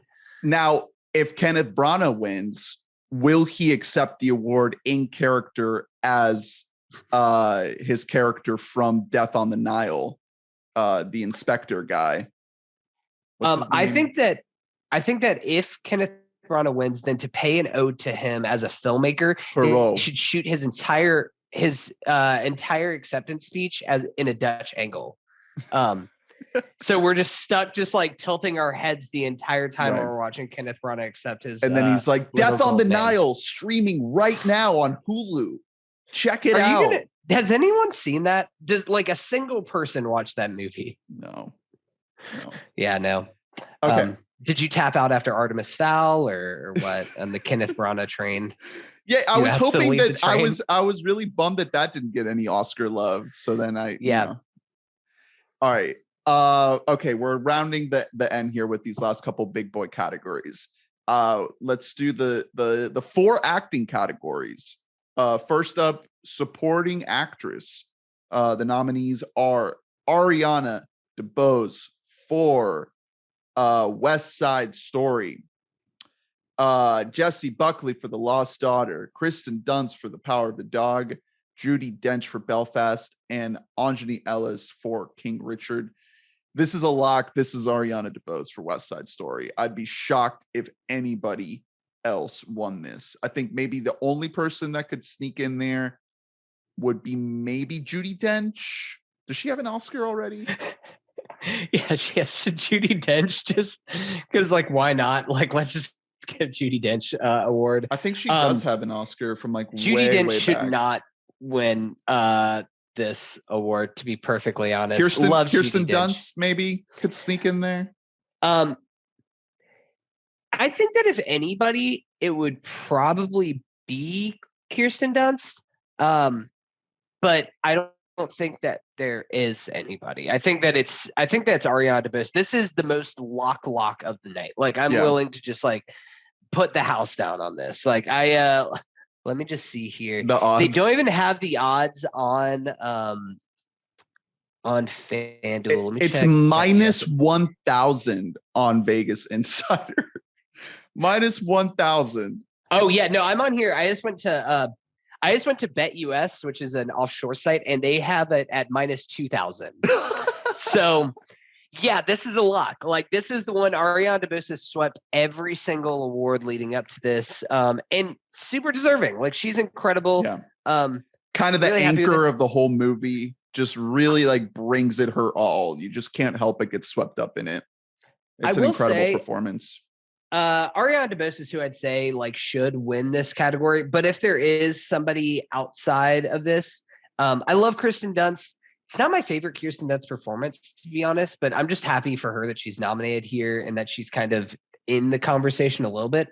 Jessie Buckley in The Lost Daughter is incredible. Yeah. She's so good in that movie. Her and Olivia Colman, who we'll talk about in a second, are both just phenomenal in that movie. And I think that this isn't Jessie Buckley's year, but this is her first nomination of what I think will be many in her filmography career. Yeah, it was nice. It was nice to see her when they announced the nominations. That was a big surprise. Yeah.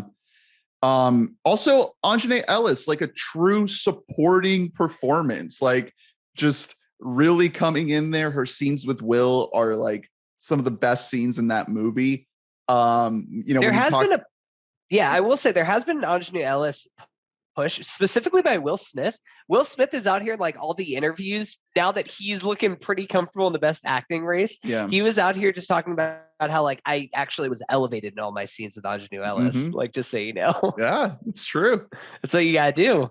It's good co-worker right there. All right, supporting actor. We got Kieran Hines for Belfast, Troy Kutzer for Coda, Jesse Plemons for The Power of the Dog, J.K. Simmons for Being the Ricardos, and Cody Smith-McPhee for The Power of the Dog. This one I feel like is also a lock. It looks like Troy Kutzer from Coda has been winning pretty much everything. But don't be surprised if one of our Power of the Dog boys gets in there. Either Cody Smith-McPhee or Jesse Plemons could take down Troy. But I feel like it's a pretty safe bet. I'm going to go with Troy Kutzer. What do you think the odds are of our father, our Lord and Savior, Jonathan Kimball Simmons, of taking home this award? Who is that? J.K. Simmons himself. Oh, yeah, Jonathan Kimball Simmons. I don't know why I'm looking at this offshore book and they just wrote out Jonathan Kimball Simmons instead of J.K. Simmons down. 35-1 odds if you want to put it on there. I love J.K. Simmons. He is by a mile the only good thing about Being the Ricardos, which is just nothing of a movie if I've ever seen one. It's Troy Kotzer's, which is kind of shocking. Like that, I really thought that this was Cody Smith-McPhee's for so long, for months and months, it was really looking like this was going to be Cody Smith-McPhee's moments. He was going to win the award for the Sid from Ice Age Award from farthest stretched out eyes across his head, and Best Supporting Actor in the same year was going to be real achievement, Titanic moment. But no, I think it's going to be Troy Kotzer. He kind of is the best thing about Coda. Yeah. He's part of the reason. I mean, the girl, what's her name? Amelia. What's her last name? I didn't know. Clark? I just Jones. The Coda page. Amelia Jones. Amelia Jones. Yeah. She kind of is the core of the movie, and I think she does a great job. I wish she would have been nominated because I think her work is also great. But Troy Kotzer is like the reason why this movie is really, the kind of awards darling that it is. It's his performance. He is incredible. He's hilarious and heartfelt, and it's all through his sign language performance. Like it's unlike any other performance I've seen, maybe ever, because you don't see performances like this in sign language ever. It's just so rare to see this. And I think that part of the reason why Coda is in the surge that it is because it is like so much of it performed through sign language. That's part of the reason why people are gravitating towards it, because it is just like this story that isn't usually told. And I don't think it's told in a way that maybe is the best way. I think that it cuts a lot of corners and ends up being a little bit of an unbelievable kind of sanitized, maybe not sanitized, but like I mentioned this in the episode where we talked about Coda, but like it runs into this issue where it feels like it has to manufacture a lot of its drama in situations where like maybe it wouldn't exactly play out in that way. But Troy Kotzer and his character, I don't think really fall into that specific trap too much. And he's able to kind of bring this character and this performance to life in a way that doesn't really get hurt by the problems that the rest of the movie has. So I think it's very well deserved. Yep. No, 100%. Yeah, no, he really is just like absolutely excellent. It's going to be, I'm really looking forward to his speech moment, because I think it's going to be a really, really beautiful moment of the broadcast. Especially because this is probably going to be, let's see, did they lead off with supporting actor or actress last year? Because they always give out one of these right at the top. I can't remember if they did, which one they did first last year. They switched it up a lot last year. I don't know. Yeah, it was all over the place. But I mean, this might be the first award given out of the night, which is just going to be like a great, really lovely way to start the night. All right. Actress in a leading role. The nominees are Jessica Chastain for The Eyes of Tammy Faye, Olivia Colman for The Lost Daughter, Penelope Cruz for Parallel Mothers, Nicole Kidman for Being the Ricardos, and Kristen Stewart for Spencer. This is the most unhinged category. I like kind of threw my, I put my vote in on this, but I kind of just threw my hands up in the air at one point. Like, this whole race has like been stupid all year, that we were just like, Kristen Stewart all year long, we were like, this is hers to lose. She's got this in the bag.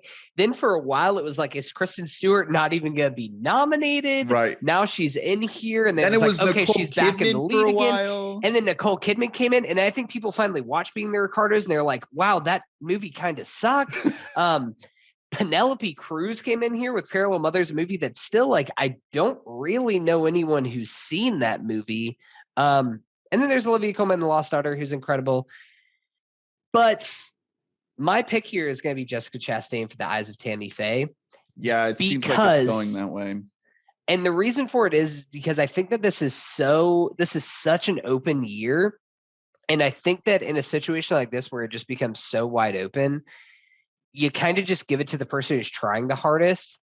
And boy, oh boy, is Jessica Chastain trying for it. She is going all in. She, like, right before the nominations were announced, she posted like a sped up video of like the 3 hours that it took every morning to put the makeup on her face, and like the transformation that she would go through to become Tammy Faye. She wants a little gold man And I love Jessica Chastain. Still haven't seen Tammy Faye. Gonna try and check it out before the award show, but I'm happy for her. I'm happy that she'll get a little gold man. I think I'm going to go with her as well. I don't think it's a lock, though. I think that any one of these could take it. I think that maybe the one that could have the best chance of taking it might actually be Olivia Colman, because she's already a winner. Mm-hmm. And we know the Academy loves to award past winners. And it is a genuinely great performance that she gives in The Lost Daughter. Yeah. Very like kind of morose and, you know, kind of worn down and by this weight. You don't know what the weight is until like well into the movie, once it finally all sort of reveals itself, and then it takes on this new context. And it is, you know, it kind of is parallel with the Jessie Buckley performance, that kind of, because they're playing the same character in two different times. So that's a great movie. I keep thinking about that movie. It was pretty far down my list. I think it might have been like outside my top 20, but I don't know. In terms of like the Oscar nominees, it's a lot better than a lot of these other movies that are in the conversation. And I wouldn't be shocked if Olivia Colman came in and once again and pulled an upset, just like she did with Glenn Close. But I'm going to stick with Jessica Chastain. I would be super happy if she did, because also like this is such a different role than we've ever seen Olivia Colman do before. Like Olivia Colman is known for having these very like stately, almost stoic performances sometimes. I mean, think about her in The Favorite, where she is like very funny at a lot of times, but like she's playing the queen. Even in a film like The Father, which she was nominated for last year, but she didn't win, she had to be kind of like the figure that had everything together, or was trying to keep all of the pieces together. And The Lost Daughter, she is in a lot of ways lost with like kind of what she's doing, and her and Buckley's performance and the way that Maggie Gyllenhaal writes and directs them really kind of feeds into this really like disorientation that you feel while you're watching that movie. I would not be surprised if a single person won. Like I wouldn't be shocked if Penelope Cruz won, because that movie got love and best editing. So like there is some love for Parallel Mothers with the Academy. Being the Ricardos obviously got 3 nominations. Kristen Stewart, weirdly, I almost feel like has the least chance of winning, which sounds insane. But I mean, Spencer is the only other movie that has no other nominations. Like it's just Kristen Stewart and that's it for Spencer. I don't know. I think it's going to be Jessica Chastain, but this is, I think, out of all of the categories, the category that I feel the least confident in. Yeah, it's pretty wide open, which is exciting. It's exciting going into Oscar night. I feel like this one could be, you know, one of the most unpredictable ones. All right.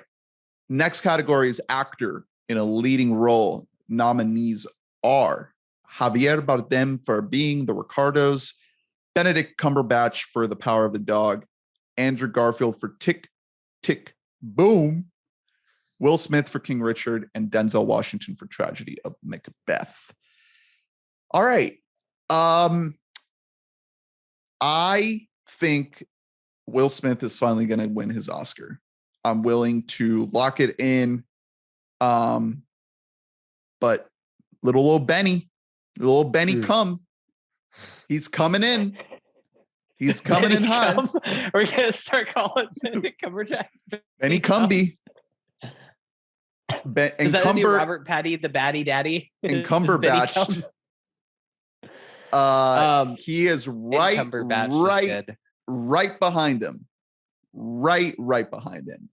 And I don't think Will should be as comfortable as he thinks he should be at this moment, because Benedict Cumberbatch gives what I think is the best performance he's given up until this moment in his career in The Power of the Dog. The Power of the Dog, I think, is an incredible movie, partially because of his incredible performance. He's doing so much. It's such a layered performance, and he's carrying all of the themes of the movie on his shoulders, and he does it expertly well, like incredibly well. And I think that part of the reason why the movie is so good is just because of him. And obviously, like, you know, there's all these other components to it, like, you know, Jane Campion's direction and Cody Smith McPhee and then Clemens and Kirsten and all that. But I feel like when you're looking at the movie through a telescope, you can zero in on Cumberbatch's performance and all of the layers that are uncovered as you get through this story.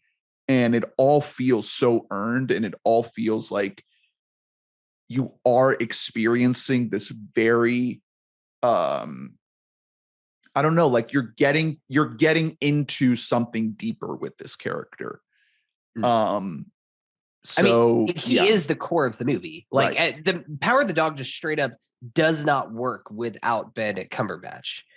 I think that this category is actually like pretty great. Save for one Javier Bardem. I love it hurts because Javier Bardem is like one of my favorite people in Hollywood. Right. Like I just love that guy, but Aaron Sorkin, him and Adam McKay just need to they need to go to an island where they aren't allowed to be nominated for Oscars for like 5 years. Like not forever, but just like you have a 5-year waiting period after Sorkin hit us with Trial of the Chicago 7 being the Ricardos in back-to-back years. Like you're not allowed back for a little bit. You have to take a break. I think it's Will Smith. I think Will Smith has kind of run about as perfect a campaign as you possibly can. Like he kind of disappeared for a little bit there. He kind of he had to lay low a while.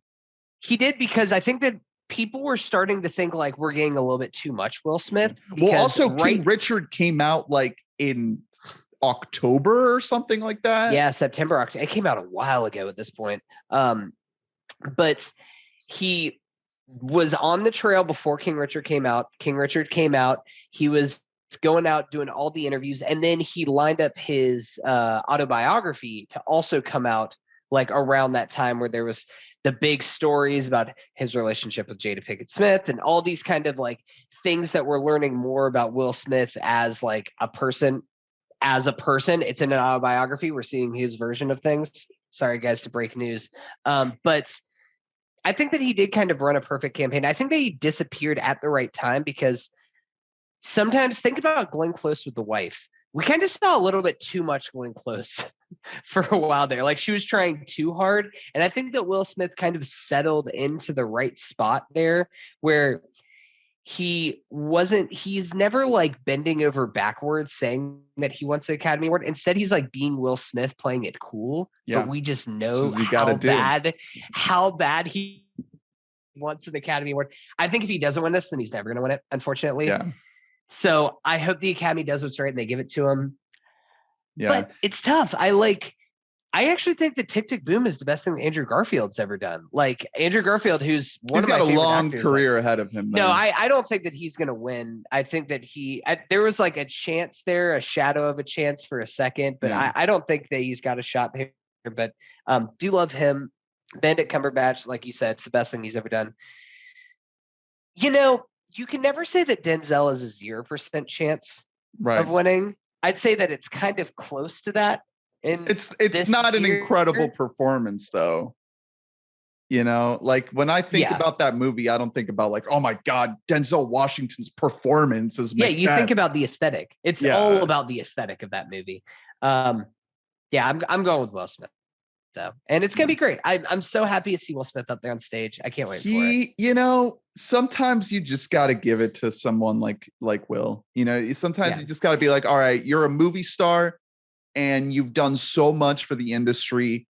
You've built this pillar for yourself as a piece of this giant fucking mess of an industry that we call Hollywood. Like he has. You know, his face is on the Mount Rushmore. You know, if you replace the letters on the Hollywood sign with faces, he would be like the W. You know, yeah, he's the W. No, I will also say like this isn't the wife situation where you see King Richard and it's like that was like forgettable. Or when like, nobody watches King Richard, like people have seen it. Yeah, people have seen King Richard, and he's great in it. He is legitimately great, and the movie I think is like borderline great. I think it's really good. I really enjoyed it a lot, and he's fantastic in it. So like I'm ready for it. I'm excited for Willie. Yeah, me too. In West Hollywood. Yeah. You're Oscar excited night. for Peacock's Bel Air. In the Dolby is where he's gonna walk on the stage. I'm not gonna do anymore. All right. Last two categories here.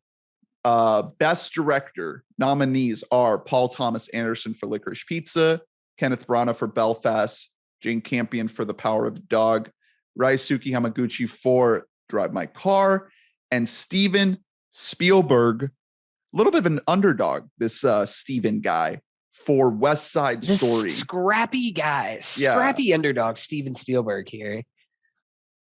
I think the safe bet here is Jane Campion for Power of the Dog. If all goes well, I feel like she's pretty much got this on lock. I don't see anybody really taking it away from her. I'd love to see Spielberg walk away with a third Oscar. That would be fucking hilarious. How stupid is it that Spielberg only has 2 Oscars? Like, quite possibly the most, maybe not the best, depending on like personal preference, but probably the most important filmmaker in American cinema history, and he only has 2 Oscars. Hey man, Fabelmans is coming next year. We can save it till then. Feeling? Are you going Jane? I think Jane Campion is a very, very sure lock here. Let's see, 31-10 on Gold Derby, and on Vegas Insider, minus 5,000. Yeah. So this is even more than DeBose. This is the lock. Wow. You know what's kind of funny is I think that as the CODA discourse has increased, I think that's actually also increased Jane Campion's chances of best director. Yeah. Because I think that like the industry is like, well, we're definitely gonna award one of these things. Right. And there's no CODA nomination best director. So like it has to go to Jane Campion here. Exactly. The odds are insane. I can't believe that it's that much of a favorite. It's insane. Funny, like they basically, I'm looking at this one, let's see here. Yeah, and this one like offshore book that I'm looking at for it, they basically just kind of like didn't even bother putting odds on anybody aside from Jane Campion. They're like, yeah, PTA, Branagh, and Spielberg, they're all 18-1. Who cares? You're throwing away your money if you bet on these guys. They're minus 4,000 for Jane Campion. Like, just don't even waste your time. It's Campion, and it's an incredibly well-directed film. It's one of those movies where like every choice made was the right choice. I can't single out anything about Power of the Dog that feels like it's an egregious flaw or a missed opportunity or a wrong step taken or anything like that. It's all very finely tuned, and you could tell that she had a very clear idea of what she wanted to do, and she worked very hard with every person at every department at every stage of the whole process to make it happen. And that's what a director does. They make all the right decisions, or at least try to their best of their ability. And there's no, I don't know, like I haven't seen Belfast, but you could point to some of these other movies and be like, okay, there were a couple things that maybe I could see that they didn't go exactly how they wanted it to. It wasn't ideal how they intended it or how they envisioned it or anything like that. I'd love to see a sneaky Hamaguchi win in here, though. I think that would be cool. Yeah. I don't think it's going to happen, but a boy can dream. I think there's like 0 chance of it happening, but I mean, I would also love Hamaguchi to win. But yeah, no, this is going to Campion. It also is that kind of lifetime achievement where Jane Campion has been making films for years and years. This is her first film in over 10 years. Like, this is kind of a passion project of her, this adaptation of this story. Especially because I personally don't think that she's going to win for adapted screenplay, but she wrote and directed Power of the Dog. So I think she's going to get love for at least one of those things. And I think that's going to director. All right, here we go. The big boy. So quickly, before we get to Best Picture, before we announce who we're picking, let's see, who do you think has like zero chance of winning? Because I think that like if we were just gonna cross these off the list, like these will not win. Take it to the bank. This isn't winning. Nightmare Alley, I'm sorry, is running in last place. Love to see it there. Come on. It's not last place in my heart. Let me tell you, on my ballot, it's pretty high. But Nightmare Alley has no chance. It hurts me, but I think Licorice Pizza has no chance. Yeah. I think it did at one point. There was like a 5-day period there where I could smell some soggy bottom in the air. It was the song. Do you think were the odds higher if the name stayed Soggy Bottom? Because I think yes. I think that it sweeps. I think it wins every award. Right. At Soggy Bottom as the title. King Richard. No. King Richard. So yes, I think that King Richard is probably not. I actually put the odds of Drive My Car less than King Richard. It seems like they aren't really pushing that movie in the same way that they did something like a Parasite or something like that, where they like remember the Parasite wave is one. I mean, it's a genre movie. It's not a 3-hour story about grief, but like Parasite, like you could feel the momentum of it just surrounding like, oh my God, this is really going to be a thing. It was a whole and it doesn't really feel like that would Drive My Car. Right. King Richard, probably not. Don't Look Up. I think the Don't Look Up sweep has subsided. Yeah, I think so. So then I think we're stuck with 5 movies that actually do have somewhat of a shot. I think it goes in this order, in my opinion. Dune at 5. Unfortunately, God, I would love a Dune surprise upset, but I just don't think it's going to happen. West Side Story at 4. West Side Story, which is higher than I would have had a couple weeks ago, because I think West Side Story has had an at-home push, like a late push.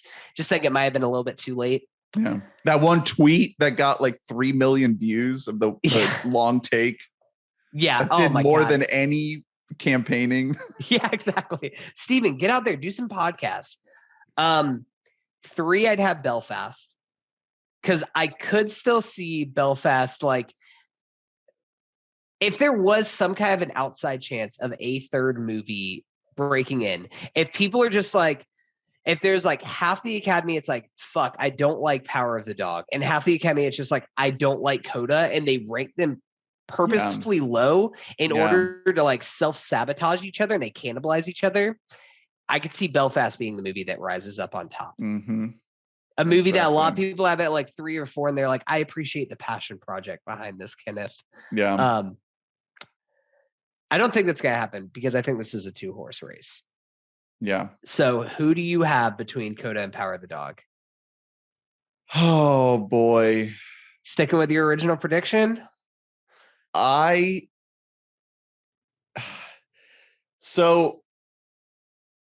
the main takeaway I had after seeing Coda and predicting that it had a good chance of winning Best Picture is the Netflix of it all. And I was thinking that Power of the Dog being a Netflix movie that alone makes it so it doesn't have as good of a chance at winning Best Picture if it wasn't a Netflix movie. Like, I think for some reason there is like a weight on its ankles, the fact that it is being put out by Netflix. And Netflix, they've fucking tried every year. You look at Irishman, you look at Roma, you look at Marriage Story, Mank. Don't forget Mank. Yeah. Here, just wants credit. Oh. Netflix just wants credit. So there's just so many instances of Netflix putting so much weight into these movies and the Academy just being like, nope, we don't want it, man. We don't want to give Best Picture to Netflix. They'll give it all these other Oscars. They're fine with giving Netflix movies Oscars. You know, unfortunately, Irishman came away completely empty-handed. But Roma won a lot of big awards. Marriage Hey, Story won one award for Laura Dern. Laura Dern. Um, Mank Mank won an won. Oscar. Yeah. Mank did win. So it's not like they won't give it. They won't give Netflix Oscars. Netflix has Oscars. They have obviously won Oscars in a lot of smaller categories for all their shorts and documentaries and whatnot. But for some reason, Best Picture, there's just something there. I don't think it's as simple as like them coming together and being like, hey, everybody, we can't give Best Picture to Netflix. So everybody make sure that you don't give the Best Picture Oscar to Netflix, okay? It's not that clear cut where they're like conspiring that, abruptly. But it comes down to that thing where it's just like there's just something with these voters that keeps them from, when they're filling out their ballot, a majority of them from ranking the big Netflix movie at the top because they want to support the non-Netflix releases, the theatrical experience, the movies that are being put out by traditional studios. And the weird thing about this year is that the two main contenders, the two horse race, are both streaming releases because the other movie, Coda, is from Apple. And it didn't really get a sizable theater push. I mean, it did a little bit, but not enough for it to be like, oh my God, the theatrical experience of Coda. And arguably, Power of the Dog is a more theater cinematic aimed movie than Coda. You're going to get more out of Power of the Dog if you are lucky enough to see it on a big screen. So, at the end of the day, it's like, I want to put down Power of the Dog. It's been winning all of these other awards, but now we're in this last minute crunch time here where Coda has now won the PGA and the SAG, which are two huge bellwethers of the Best Picture Oscar. It got both of those. And all of a sudden, Power of the Dog doesn't seem like it can cross the finish line. So I think I'm going to go Coda. And I think that based on what I said at the beginning of this podcast about how it has this warm feeling after you see it and it's easily recommendable. I think that there's enough there, especially with this late surge that it has had, for enough people to put it down as close to the top of their rankings with these provisional ballots, for it to get the big award. So I'm going Coda. Even though it's so weird, man. It's so weird when you think about the Netflix of it all and then the Apple of it all. It just kind of boggles my mind a little bit to think about like how this might shake out. And there's like this little voice in my head telling me that it might be neither Coda or Power of the Dog. And you might see a third movie sneak in there. If it's Belfast, I'm gonna be so upset because Belfast is worse than Coda or Power of the Dog. And if that ends up being the one to break through, that's just gonna be a bummer. I would love for like a West Side Story or a Dune to break through. That would be so exciting. That would be like generally that'd probably be the most exciting Oscars moment since Moonlight. Like since there was that much of a like, holy shit, what just happened with the Academy right now? Here's kind of my thinking. Because you are right. I think even more than the SAG Awards, the PGAs are especially notable for Coda because the PGAs are the only other major awards body that also does a ranked ballot system. So just like the Academy Awards, they go based on ranking your stuff 1 through 10 instead of just saying, what's your favorite movie? So that is particularly notable that Coda won the PGAs. It's also notable that Coda would be the first Sundance movie to ever win Best Picture, which is insane to think about. Like that, we associate Sundance with just being like such a major hub for cinema and for like this is like where great movies premiere here, but it has never won Best Picture, and that could be something that Coda won. I personally would be able to get to say like I saw Coda the second week of January. I saw Coda like a year and a half ago, and y'all been sleeping on this. I need to go back and listen to my Sundance take home episode of the pod that we did back in January where I talk about Coda to see how my opinion has been perverted by the online Right. takes. I remember you liking it. I remember you recommending it. And here's the thing, I still really like that movie. But here's where I'm at. You could just be right that there is just a genuine Netflix and like a genuine anti-Netflix sentiment in the Academy. And there could be people, it doesn't even need to be a majority, but if there is a non-insignificant sect of the Academy that just sees Netflix movies and they say, fuck this, and they put it at 10. They don't care what it is. They just see a Netflix movie and they put it at 10. Or they just don't put it. They don't have to fill out the ballot all the way. They just leave it off. Yeah. If they just decide, if that's a thing where people just consciously, there is a group of voters in the Academy that just straight up refuse to vote for anything Netflix because of what Netflix originally stood for. It's not even about what they stand for now, because now everybody's putting things on streamers. What people have against Netflix is because like they were the ones who started all of this. Yeah. And that's why people still hate Netflix, is because they were kind of the first domino to fall in the streaming wars that's killing movie theaters. However, I think that due to a massive change in the voting body, I mean, we have to think like the voting body of the Academy is drastically different even than when it was from a few years ago with Roma. Like when the Roma Green Book thing happened, I think the Academy is like probably 50% larger than it was, even 50% at least larger than what it was even back in 2018, 4 years ago. I mean, look at all the nominations that Drive My Car got. Exactly. Much bigger, much more diverse. Jane Campion is not just a beloved filmmaker in America, but even more so internationally. I think that there's a really warm sentiment towards her and her films. Power of the Dog has been a little bit limping to the finish line.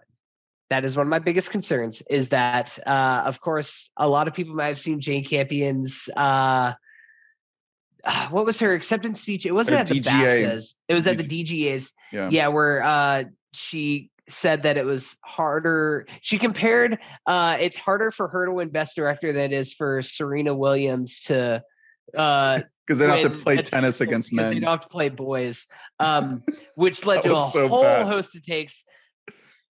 Jane, just don't. You're right take there. The award, just girl. Right there. Just go. But I have to think that if this is ever going to happen, it has to happen this year. I think that last year was like genuinely not a great year for Netflix movies. They should have pushed the Five Bloods. They should have pushed to 5. I think the Five Bloods should have come out in October and not in July, personally. But yeah, because you could have gotten your Chadwick run in there too. Like, yep, yeah. There is just part of me that I just have this feeling that I think that Power of the Dog, there's something kind of undeniable to it. And I think a lot of people, there's been a lot of general sentiment on Twitter about just like Power of the Dog is boring. I couldn't finish it. I don't like Power of the Dog. Power of the Nap. You know who's not voting on the Academy Awards is Film Twitter. And thank God for that. Instead, we have the most popular Oscar, which here's to Malignant winning that, baby. Yeah, Gabriel. I'm going for Power of the Dog. I am going to be a little bit disappointed if Coda does win this. I won't be upset. I won't be too upset, but I do think that if you are a person who really loves movies, there's something kind of undeniable about Power of the Dog. Yeah. And that's why I'm picking that. I also think I've heard some arguments for, and this could work either for or against Coda, but look at the pool of Best Picture nominees. One of these things is not like the other, and it's Coda. There's all across the board, Power of the Dog, Belfast, West Side Story, Dune, all these movies got love from the bodies, the guild bodies of like different aspects of the film making itself, whether it's cinematography or production design or directing, anything like that. the only movie that kind of got excluded from all of those except for adapted screenplay and a supporting acting role is Coda. Coda's also kind of, you know, you can say it in a derogatory sense or not, but it's kind of like a family coming of age movie. Yeah. It's closer to a DCOM than it is Yeah. to fucking like Drive My Car. Like, come on. What are we talking about here? That's what people like about it. Because it's just of like that, a nice, soft, easy movie. So that's why I think the push for it I think more than the anti-Netflix sentiment, the push for it winning is that it's kind of counterculture on the Best Picture slate. I think for the reason for it not winning is because think about everybody who has Power of the Dog 1, they probably don't have Coda 2. Not a lot of overlap between those two movies. If you have Power of the Dog 1, you probably have a Belfast High or a Nightmare Alley or West Side Story or Dune. You probably have more of those like film movies up there versus something like Coda. Coda probably, I think for a lot of people who have Power of the Dog high, they're probably gonna have Coda pretty low on their list. Yeah. And it's because of that I'm taking Power of the Dog here. But I can't say I feel great about it. Even after giving this whole like 4.5 minute monologue, I don't feel great about my Power of the Dog pick. I mean, we'll see. We do this fantasy film league every year, and you got a chance to redraft your list, and now you're winning. You're gonna run away with the film league because of Power of the Dog, the most awarded movie of the entire season, by far the most points. Dune is up there too. Dune has a lot of points. Yeah. I did not draft Dune, which almost I'm like disqualified by missing Dune. I whiffed on Dune. Didn't know I was gonna. But yeah, you took that chance because which by the way, no more redrafts. We're going full auction draft. And we're going real draft and no redrafting. Yeah, we're fixing everything. I am going to make you all watch Man in the Arena, the Tom Brady series, as punishment for losing to me. Dear God. I just real quick. Do you want to talk about Dune here, about what you would do if Dune wins? Because like I said, Dune is not my favorite movies that's listed on here. But I think that we're going to look back 10 years from now and Dune's going to be the movie that we're like, why didn't Dune just win Best Picture? It won like seven technical things. Like, just give it fucking Best Picture. There's more Dune coming. So do you think we're going to get a Return of the King kind of thing? Yeah. We're going to award like the penultimate, the Savior Dune, whatever the fuck it's called. Messiah, Dune Messiah. God Emperor Dune. I did. Drew actually sent me a couple of his picks. Let me read those out real quick. So he has on here Best Gabriel. Gabriel? Let me look through the nominees on here. Is Gabriel going to get Best Gabriel? And it looks like, so he did give Best Gabriel to Gabriel. So congratulations to Gabriel. Well, we'll see. We'll see on Sunday night. We'll see. Yeah. We'll see. He also wanted to give out the award for Best Beach. Mm-hmm. Old Beach. And he said that it was really tough. He had to do a lot of soul searching, but he did decide to give it to The Beach That Makes You Old. Okay. Kind of surprising that he didn't go with your background. He didn't just go for Dune Beach because it's all beach. There's more beach in Dune. Right. Although, is it a beach if there's no water? Well, some of the sand is water-like. It does move as if it's a liquid with the vibration of the worm. Mm-hmm. So it does emulate sort of a liquid type of. Yes, of course. Yeah. Yeah. All right. Best puddle goes to West Side Story. Oh man, most beautiful puddle. And oh no, guys. God. Oh no, Hunter's at the old turn. beach. I ended up at the beach that makes me old. There's a hurricane coming pod soon. Oh no. All right. Well, those are our picks. We'll be back next week with a return to Robin Williams with Mrs. Doubtfire. And then more Robin Williams after that with Jumanji and the rest of his epic 90s run. We also got more new movies coming out with Everything Everywhere All at Once, Unbearable Weight of Massive Talent, Ambulance. Oh yeah. And TV, Atlanta is premiering right now as we record this. Yeah, right now. Atlanta season 3. Yeah, stick around. Be sure to rate, review, subscribe, donate, follow, all that good stuff. And thank you for listening and watching and supporting us. And stick around. We'll be back next week.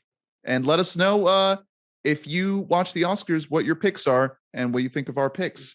And I look forward to hearing about how everyone illegally streams the Oscars come Monday morning. Yes. Don't get a malignant virus, please. Yeah. Thanks. Bye. Or else then you'll win Best Gabriel. Bye.